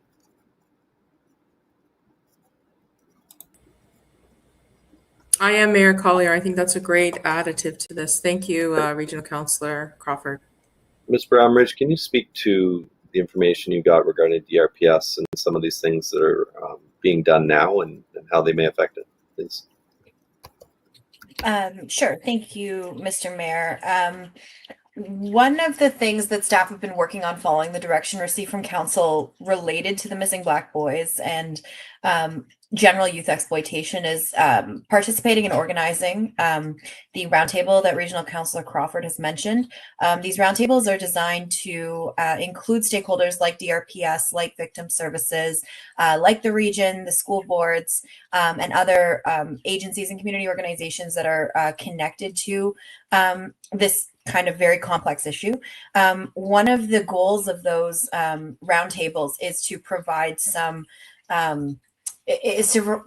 guidance and direction around the type of advocacy that these grassroots organizations would be recommending that municipalities like the region, like DRPS, as an agency of a municipality, and folks like the town or agencies like the town should be undertaking as a result of that.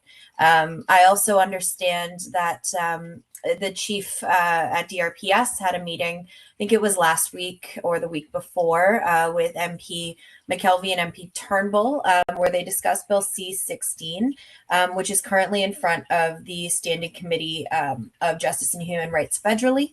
And there are some components of that legislation that seeks to amend the criminal code that would kind of speak to this specific offense and the creation of a specific offense for the recruitment of young persons into criminal activity.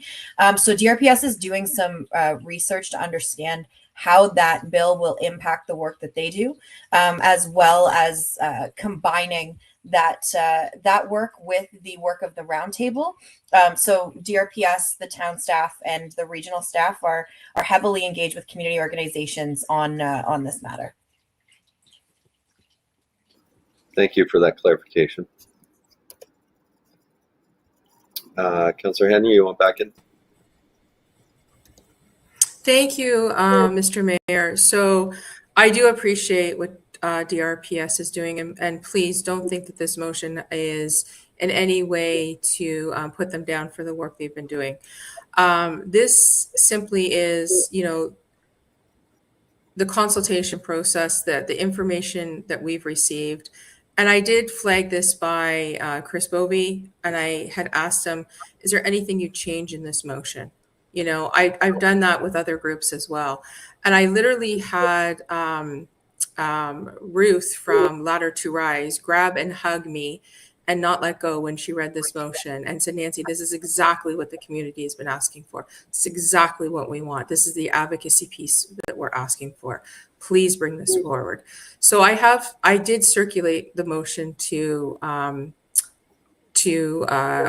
community members that have been working for quite some time on this. And it's not to take away from the work the roundtables are doing. This is the piece that we're bringing forward through the community consultation process that we've had prior to the work that is starting recently with the roundtables.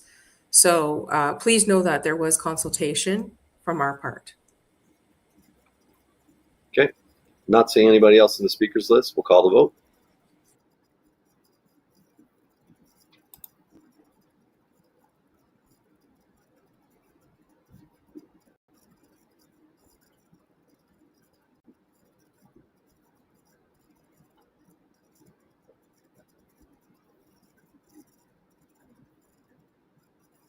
And that carries.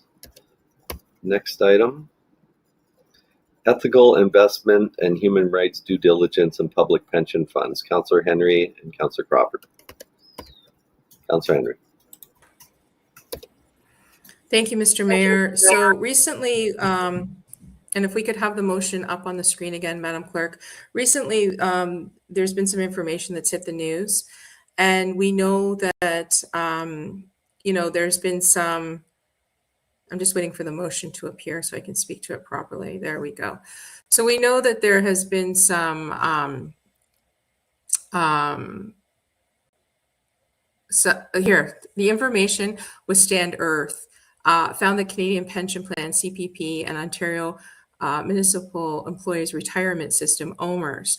So we understand, that this was something that perhaps an oversight, obviously not meant to happen, but we have to correct it. When we find places in spaces and policies that aren't operating as they should be, or that there's a flaw in them, or that there's something we have to flag, we have to stand up and say, hey, this isn't right, and we need this corrected. And we're at the point right now where we're looking at what's happening with our friends to the south. We as Ajax have a very good and strong reputation with our EDI department, with all the work that's been done over the years. And having anything linked to ICE, when we are the most diverse municipality in the entire region of Durham, not a good look. We want to make sure that we are standing on the right side of history here, and we're saying, hey, we need this flagged and we need this looked at. So I'm hoping council colleagues will support this. Thank you. Okay. Councillor Lee. Thank you, Chair.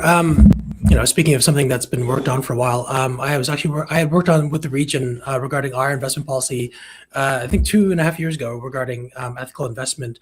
It wasn't targeted towards ICE specifically. I mean, if anyone asks, I'm not thoroughly against ICE, but rather at the time, the ethical was defined as arms sales, big polluters, and so forth.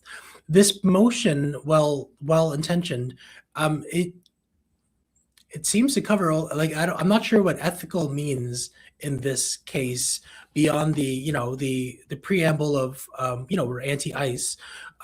According to the U.S. government right now, ICE is not doing anything wrong, right? Like ICE is a federal agency, and so it begs the question, like, do we also object to the United States being arms sales to certain countries, and should we put those arms dealers onto this ethical list?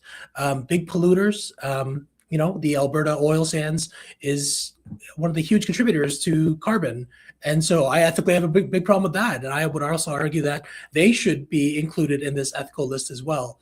So unless we define what ethical investment means to the town of Ajax, we're just saying that, I'm not even sure what this motion says specifically then, outside of the whereas it talks about ICE, but ethics is a very slippery slope unless it's specifically defined.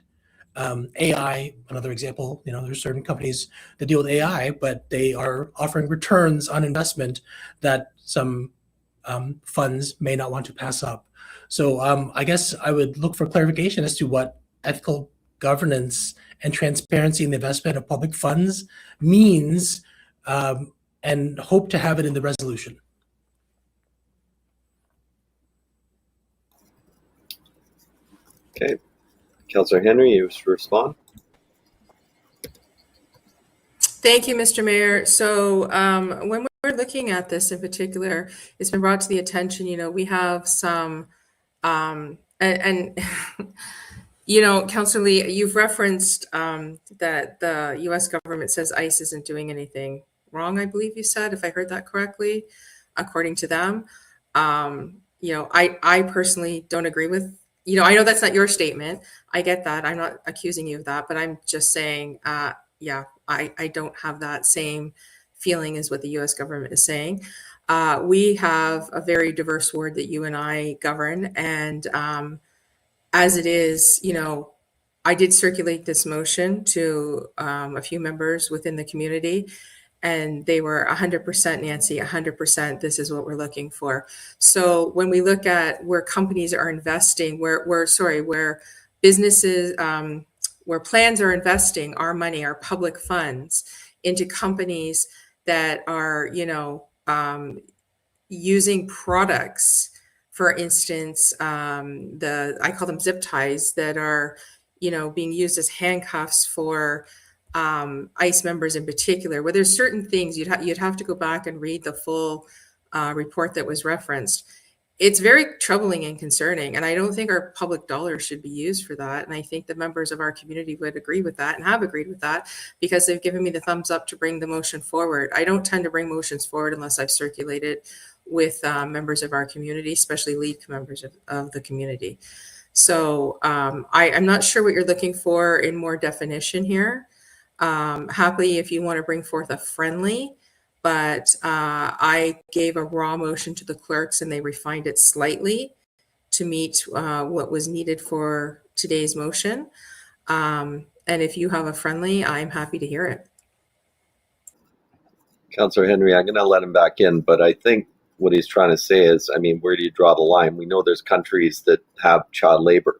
Does that mean we don't do any import-export with that company? That's a matter of definition of what you think is moral and ethical. Like, you don't use hair products as somebody tests on animals, for instance, would be an ethical thing to some people, other people not important. I think that's more what he's asking. Like, I don't like the fur trade, or, a little more of a definition of what actually is ethical. Because technically, depending on anybody's interpretation, we could ban everything everywhere, because there's something that some people are going to find bad pretty much with everything based on interpretation. Councillor Lee, I saw you first and let you back in. Since I was given an opportunity to offer friendly, then I would offer, it'd be 1.1a, where we give examples of ethical investment guidelines. So A being, companies associated with ICE, and I'm not sure what specific, wording we want to use there. 2, companies that deal with the sale of arms to other countries that are currently perpetuating an armed conflict.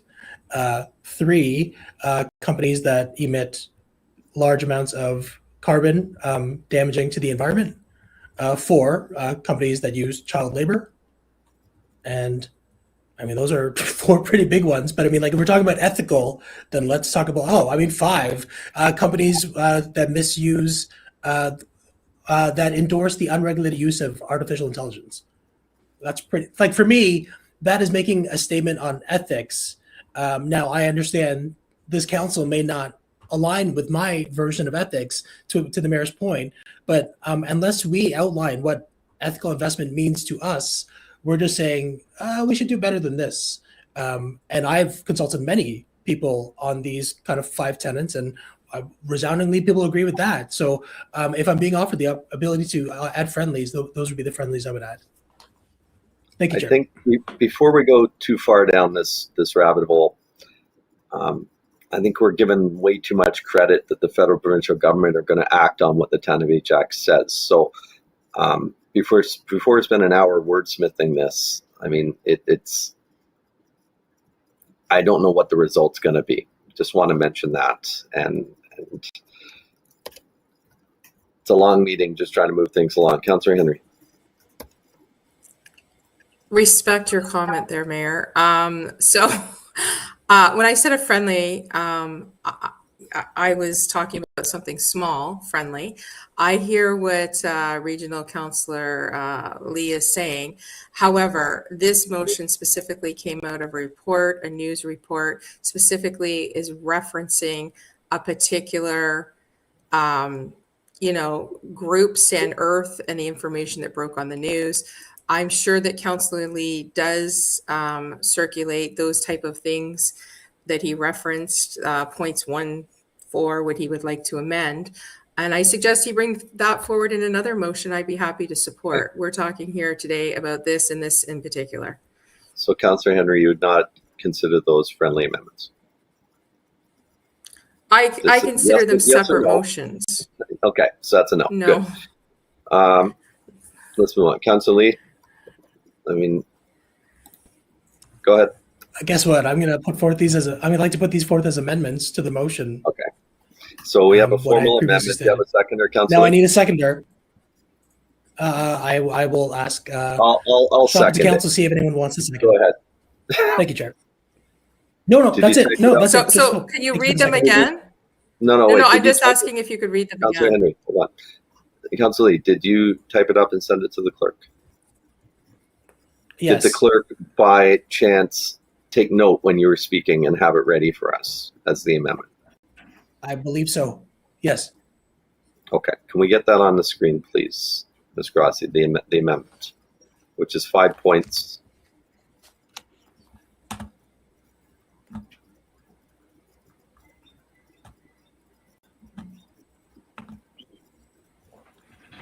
Okay.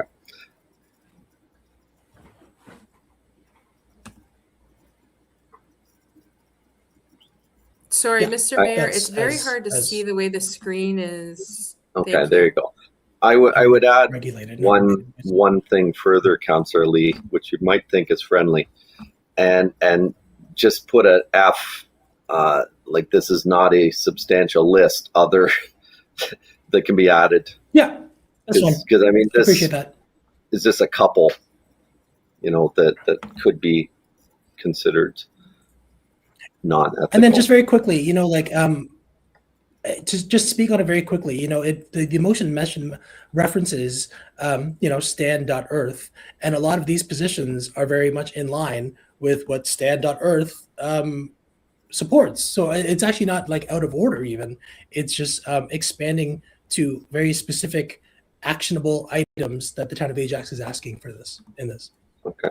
So those that I wish just wanted more time to consider it, but you know what? You're right. I'm not adamantly opposed to this, but I wanted it to be brought forth in a separate motion to have more time because there might be things that I want to add in that list, and doing it on the floor makes it a little difficult.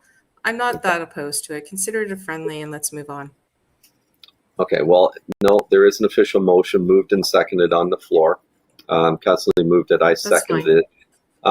So, Councillor Henry, I'm going to drop you off of this now. Councillor Crawford, do you want to speak to the amendment? Well, I would have liked to have spoken to the actual motion since I was a seconder, but I guess I was irrelevant in this conversation. So actually, stop right there. You didn't have your name in the speakers list until right now. So if you clicked your button, I would have recognized you. So don't start that. Please go ahead. You have the floor. I have nothing to say. Okay. Anybody else wish to speak to the amendment? Having no comments on the amendment, please open the vote.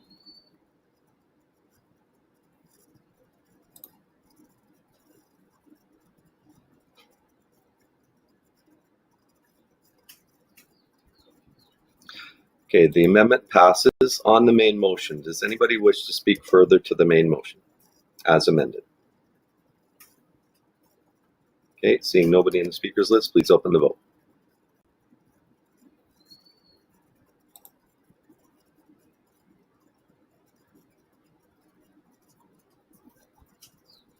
And that carries. Next item, request for operational funding for supportive and transitional housing projects. And this is moved by myself, seconded by Councillor Lee. Just let me go through and I think the motion speaks for itself. Does anybody have any questions or wish to speak to the motion?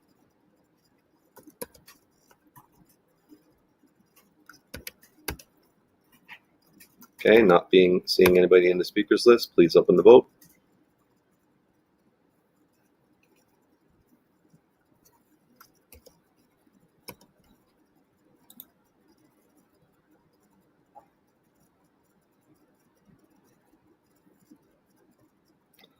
That carries. Sorry, I just have to go back up to the top here.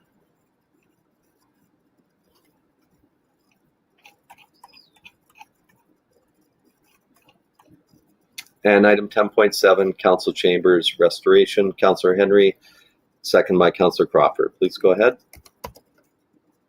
Councillor Henry, key your mic. And Councillor Crawford, if you wish to speak as the seconder. There you go. My apologies, Mr. Mayor. The chambers. Okay, here we go. So we've had a lot of, I've had a lot of folks reach out to me about the chambers, what's going on. So I said this in the accessibility meeting the other night. You know, we had a pipe burst in the chambers, burst right over where the mayor usually sits, flooded the entire chambers. Staff went in, water up to their ankles. Staff work very good as what I would, describe as, they move quickly. Staff move quickly. They know what to do, and they move as one. A lot of staff move as one, and that's because they know what they're supposed to be doing. The problem, well, not the problem, we're looking for information for the public portion of it. And at the time when all this happened, staff's immediate forefront was, to contain this situation, make sure records underneath what was happening to them, preserve records underneath, get the situation under control. And they did all that, and they did it fabulously. Now, from the outside looking in, folks are like, well, when are we getting, when can we come to council? When can this happen? When can that happen? Well, how much is being spent? Well, what does this look like? Are we getting a new council? And there's a lot of questions that, I don't have answers to at this time to give out publicly. And therefore, that's where this motion came from. We're like, you know what, let's get staff to give you the answers in a proper format. And that way everybody knows what's going on. I know behind the scenes, things are under control. I know staff is doing what they should be doing. I know that things are moving and progressing as they should be. However, the public needs to have some information given to them. And I think this is the best way to do it. So thank you.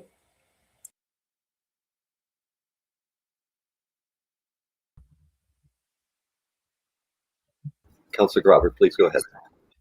Yes, thank you. I think, so as I understand it, the CAO's offices are also under construction now. I'm trying to understand, is that part of this water damage? Because that seemed to be like out of the scope of what we were looking at. Ms. McClarty? Through the chair, no, this is part of the accommodation plan that's occurring around town right now. We have had some issues with like some soundproofing in the offices between the boardroom and other offices, and as well as temperature issues and some challenges described to us by staff. So it's just some regular repairs and maintenance that are taking place. Okay, so unrelated to this at all? Unrelated.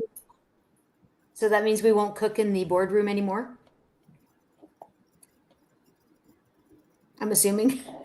Okay, I just think, yeah, this is the project of redoing the chambers is going to be a big project, and I think it's important that we understand the full cost of it, and if the full cost of it is covered under the insurance, and if not, how much more it's going to cost the taxpayer. It's all about accountability and transparency. Thank you. Okay, Councillor Bauer. Fire. And thank you to Councillor Henry and Regional Councillor Crawford for bringing this motion forward that I will support. I'm just a little curious, or I find the last whereas question, I think it's odd that it's even there.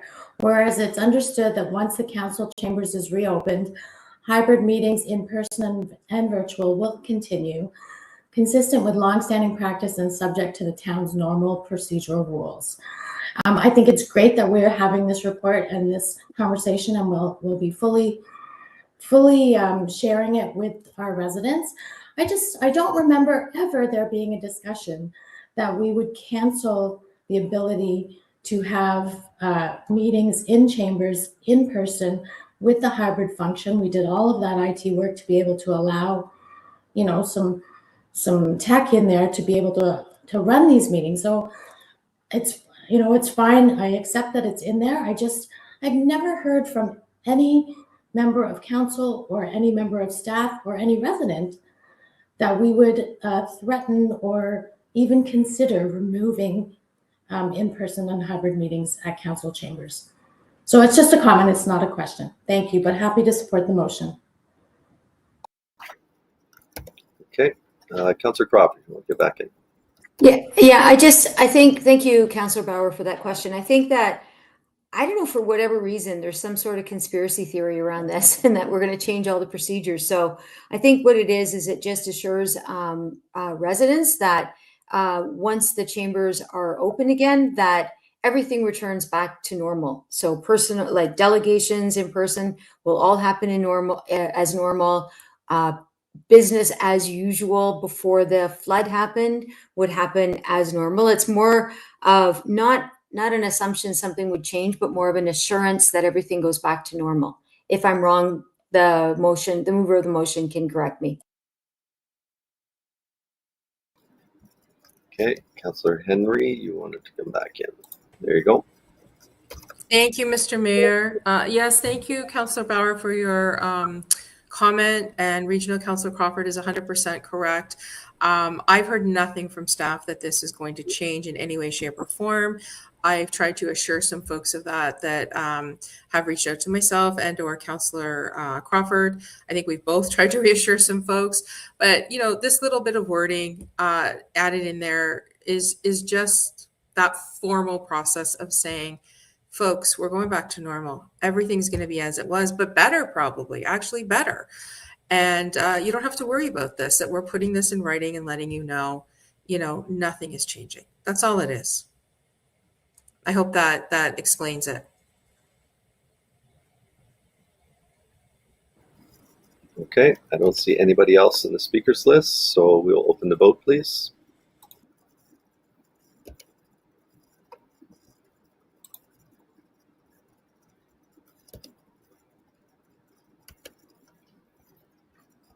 And that carries. That concludes the motions. I've got two others in the speakers list. What's this about? Councillor Henry?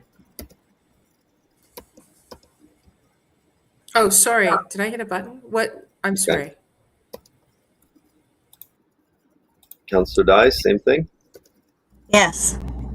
Thank Okay. you. I do have a motion, and I believe staff was forwarding it to you regarding the Midway. Okay, well, hold on. We would need a notice of to suspend the rules if it's not printed in the agenda. So I guess we need a motion to suspend the rules, Madam Clerk? Yes, please, Mr. Chair. Okay, so Councillor Dyes, you're going to bring the motion to suspend the rules to allow a motion without notice. Do we have a seconder? Yes. Mr. Lee's raising his hand. Seconded by Councillor Crawford. Oh, okay. I just took the first one on the list. So second by Councillor Crawford. Okay. On waiving the rules, this will require 2/3 vote. So open the vote, please.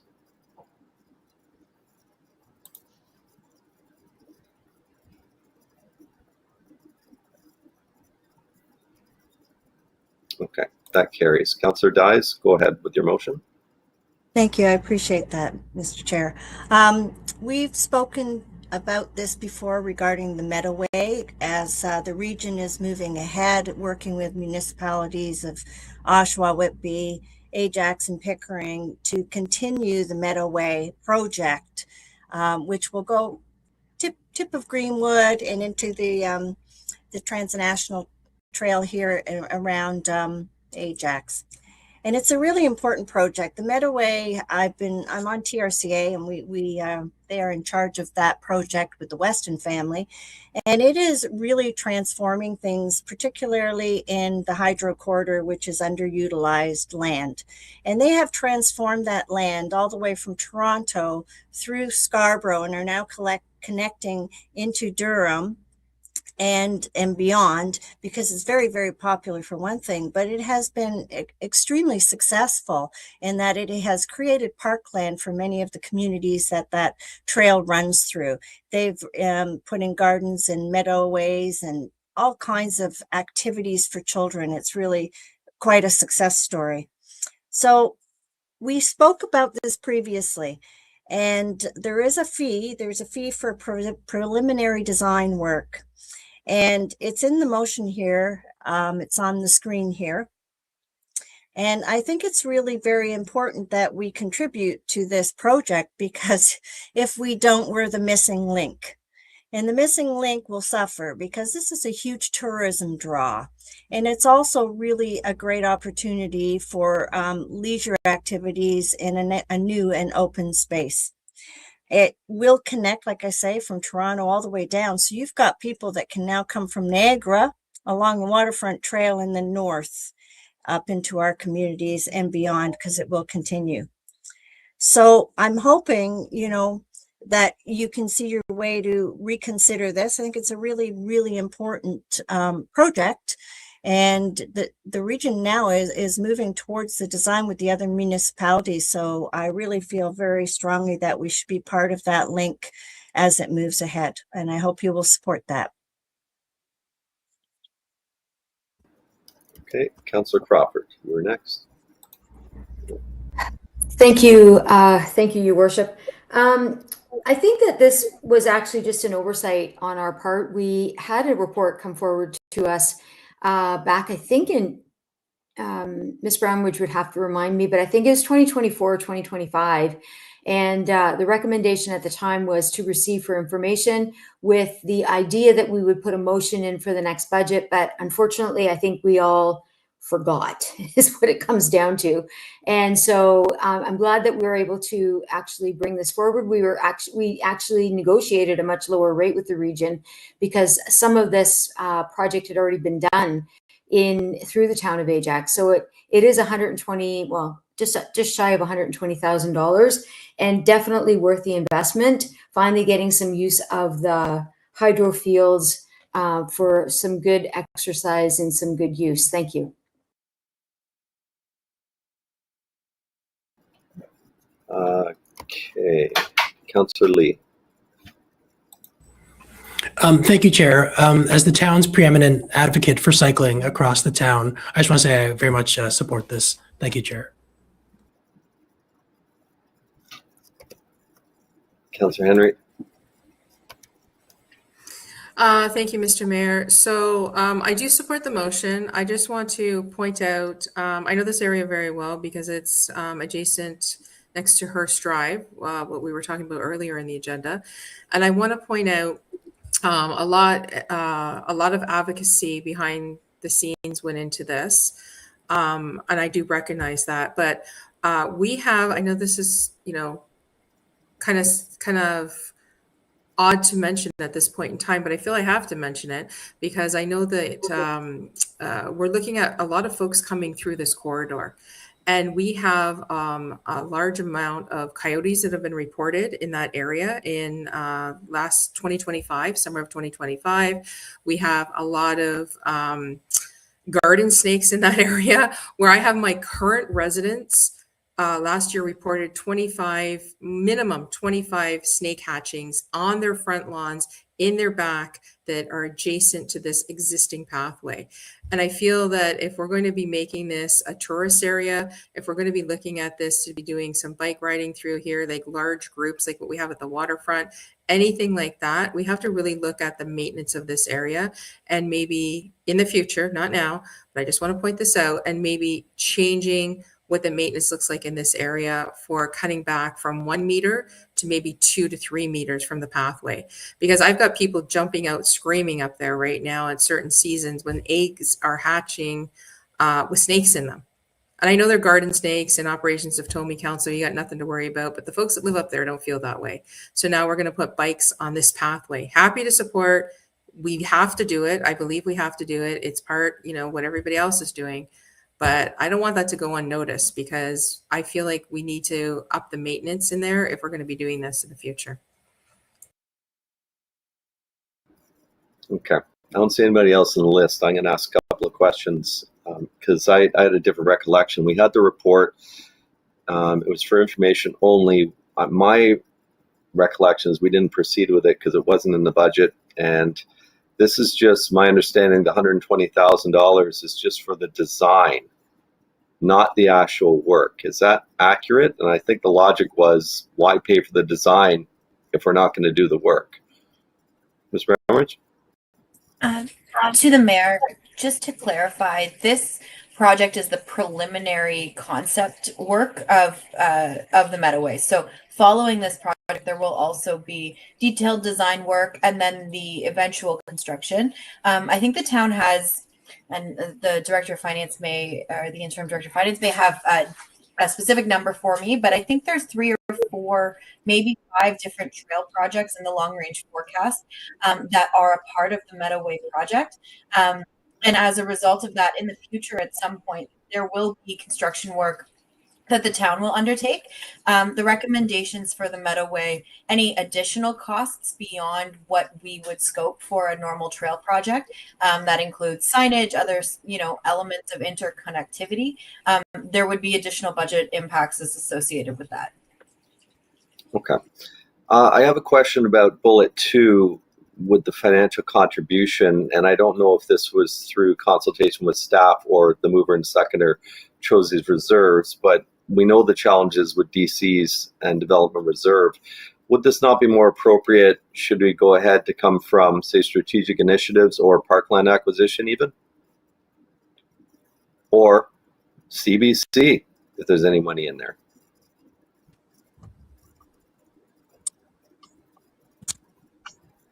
To the mayor, yes, this was the consultation did happen with myself. Those 4 projects are in the DC background study, so we did keep the funding in line with the rest of the design work that would be done in the future.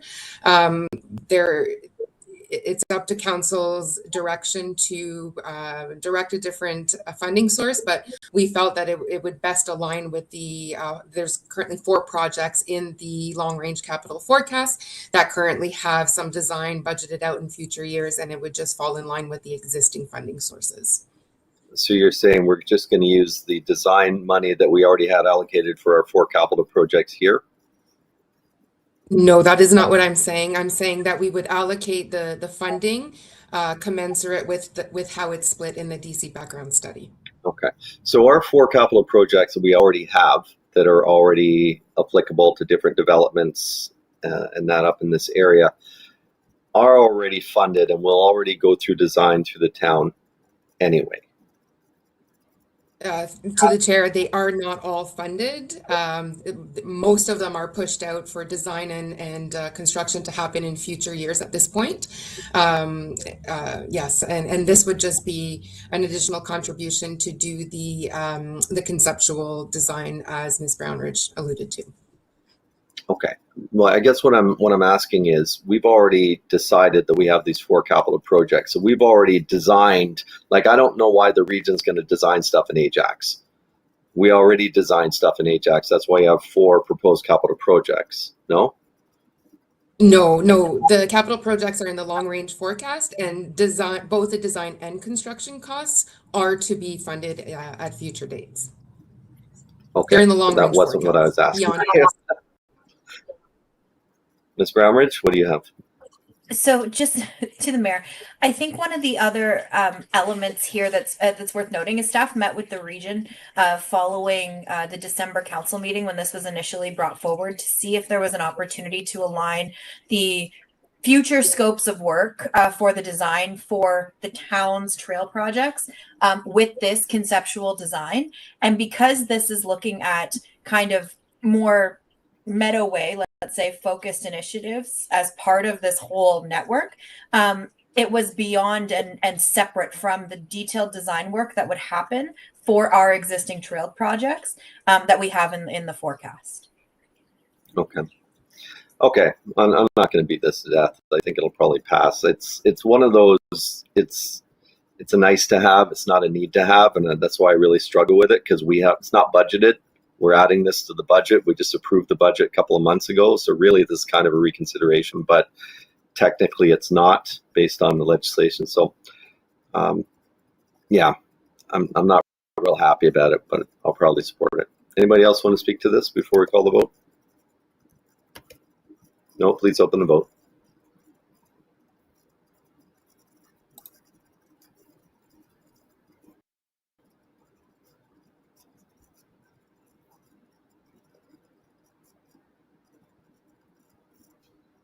And that carries.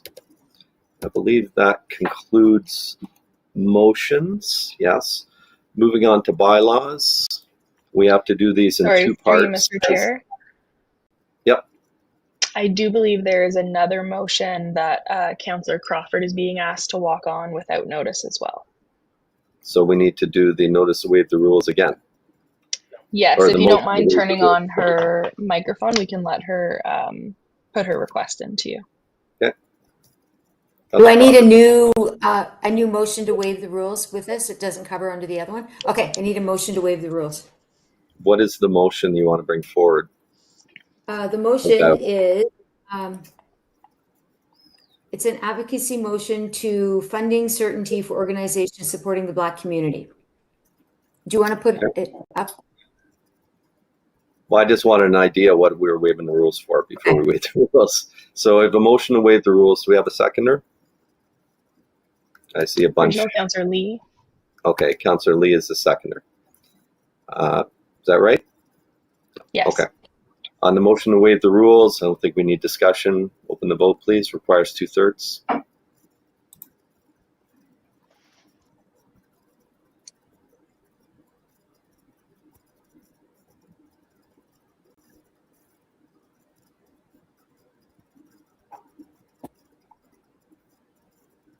Okay, that carries. Councillor Crawford, please go ahead.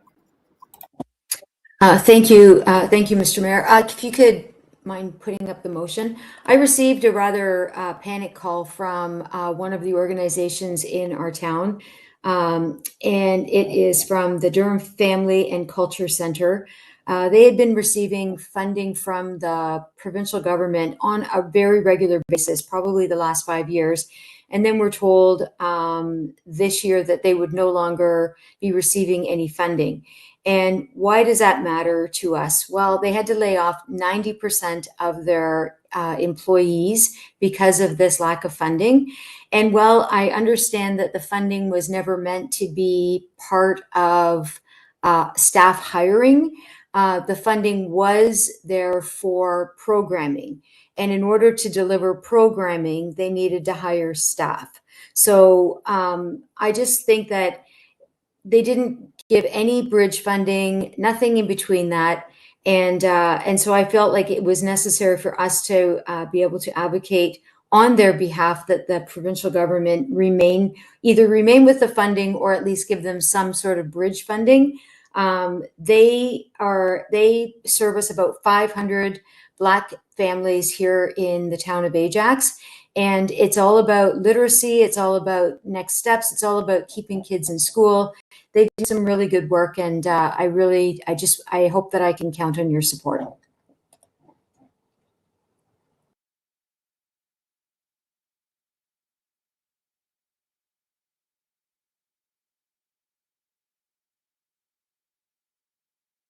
There we go. Sorry, I couldn't get back on that page.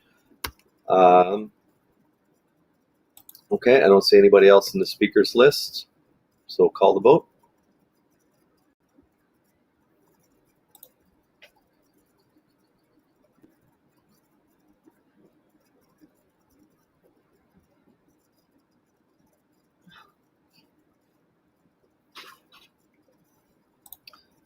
And that carries.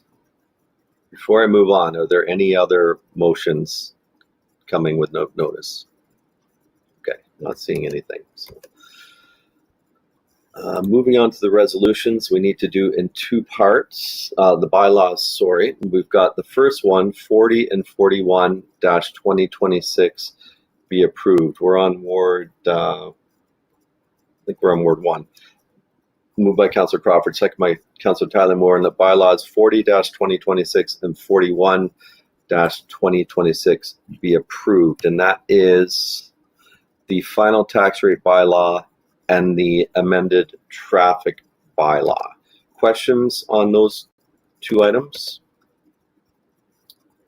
Okay, hearing, seeing none, please open the vote.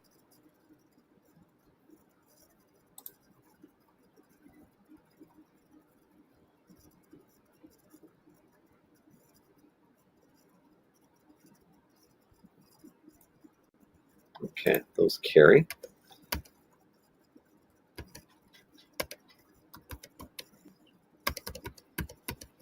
And then on the next is bylaws 42-2026 and 43-2026. Since that's a mayor's directive, I will move it. Can I get a seconder, please? Just whoever shows up in the speaker's box. Moved by second by Councillor Crawford. That bylaws 42-2026 to 43-2026 be approved, and this is to do with the property, at 100 and 103 Heron Street and 21 and 23 Harwood Avenue South. Anybody wish to speak to this before we vote? Okay, not seeing any. Please open the vote.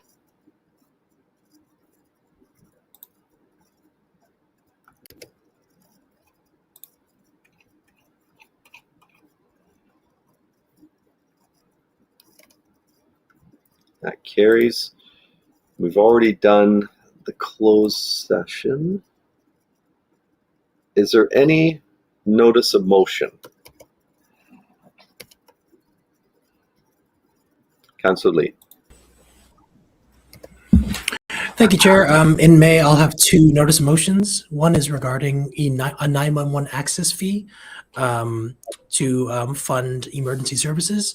The second one is the raising of non-resident fees for recreation and culture memberships. Thank you. Okay. Any other member of council have any notice of motion? Okay, seeing none. Any new business and announcements? Councillor Tyler Moore. Oh, there we go. Okay, can you hear me? Thank you. Once again, it's our last one of this council term, but Marilyn Crawford and I, McLean Community Center, 95 McGill Drive, Ajax, Ontario, on Tuesday, April 21st, 2026, from 6:30 p.m. to 8:30 p.m. We're having our final community ward meeting of this term. And this time we have our friends coming from the Bus Rapid Transit team. They'll be joining us to discuss construction of transit corridor through Ajax, which everybody sees. So looking forward to seeing everybody. Come on out. We always say we'll have tea, coffee, and Timbits. Yeah, hope to see some new people as well. Thank you.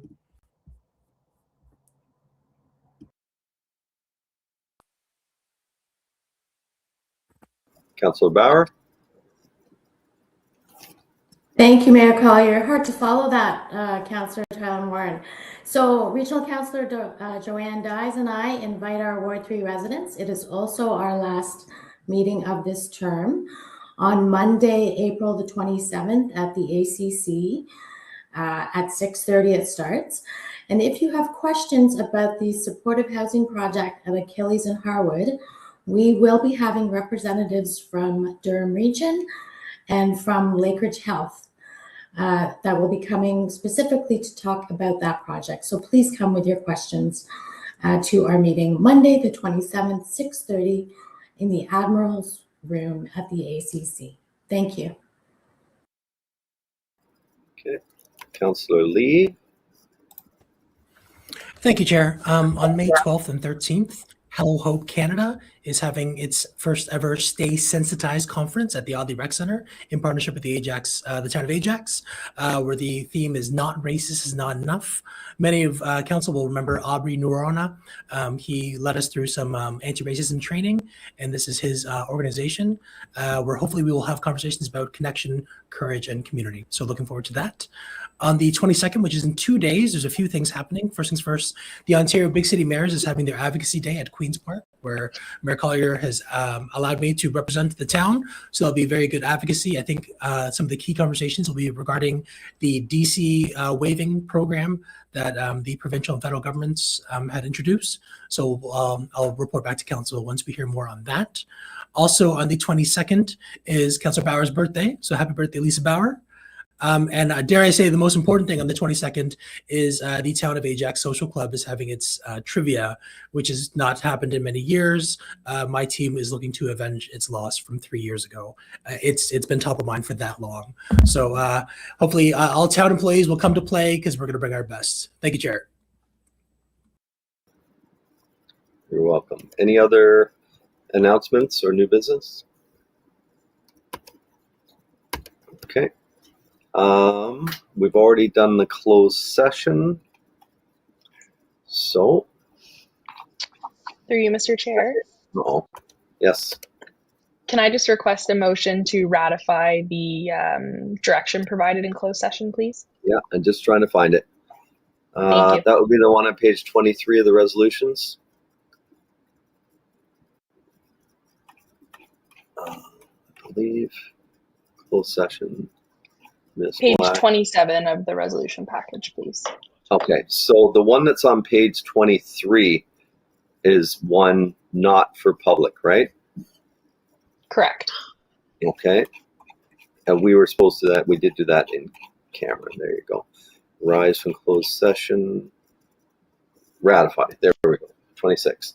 So moved by, we just finished Ward 3, back to Ward, no, we just finished Ward 1. Ward 2, moved by Councillor Henry, second by Regional Councillor Lee, that all directions approved during the closed session be ratified. Questions? Oh, I had Councillor Henry there. Did you have questions? No? Okay, open the vote, please.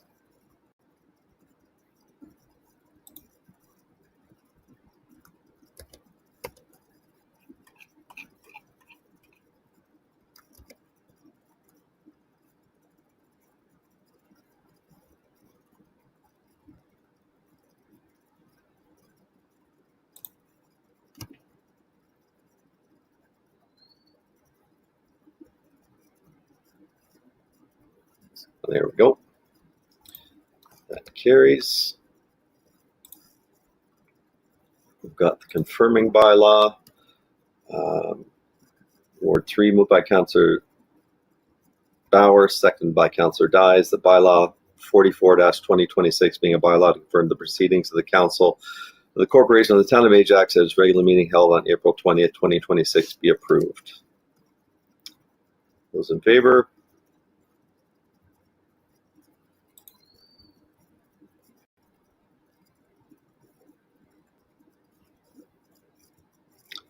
That carries. And finally, moved by Councillor Crawford, second by Councillor Tyler Moore, and that the April 20th, 2026 meeting of the Council of the Town of Ajax be adjourned. Please open the vote.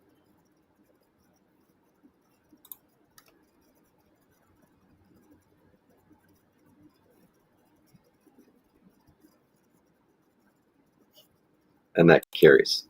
Okay, thank you so much, everyone. Enjoy the rest of your day.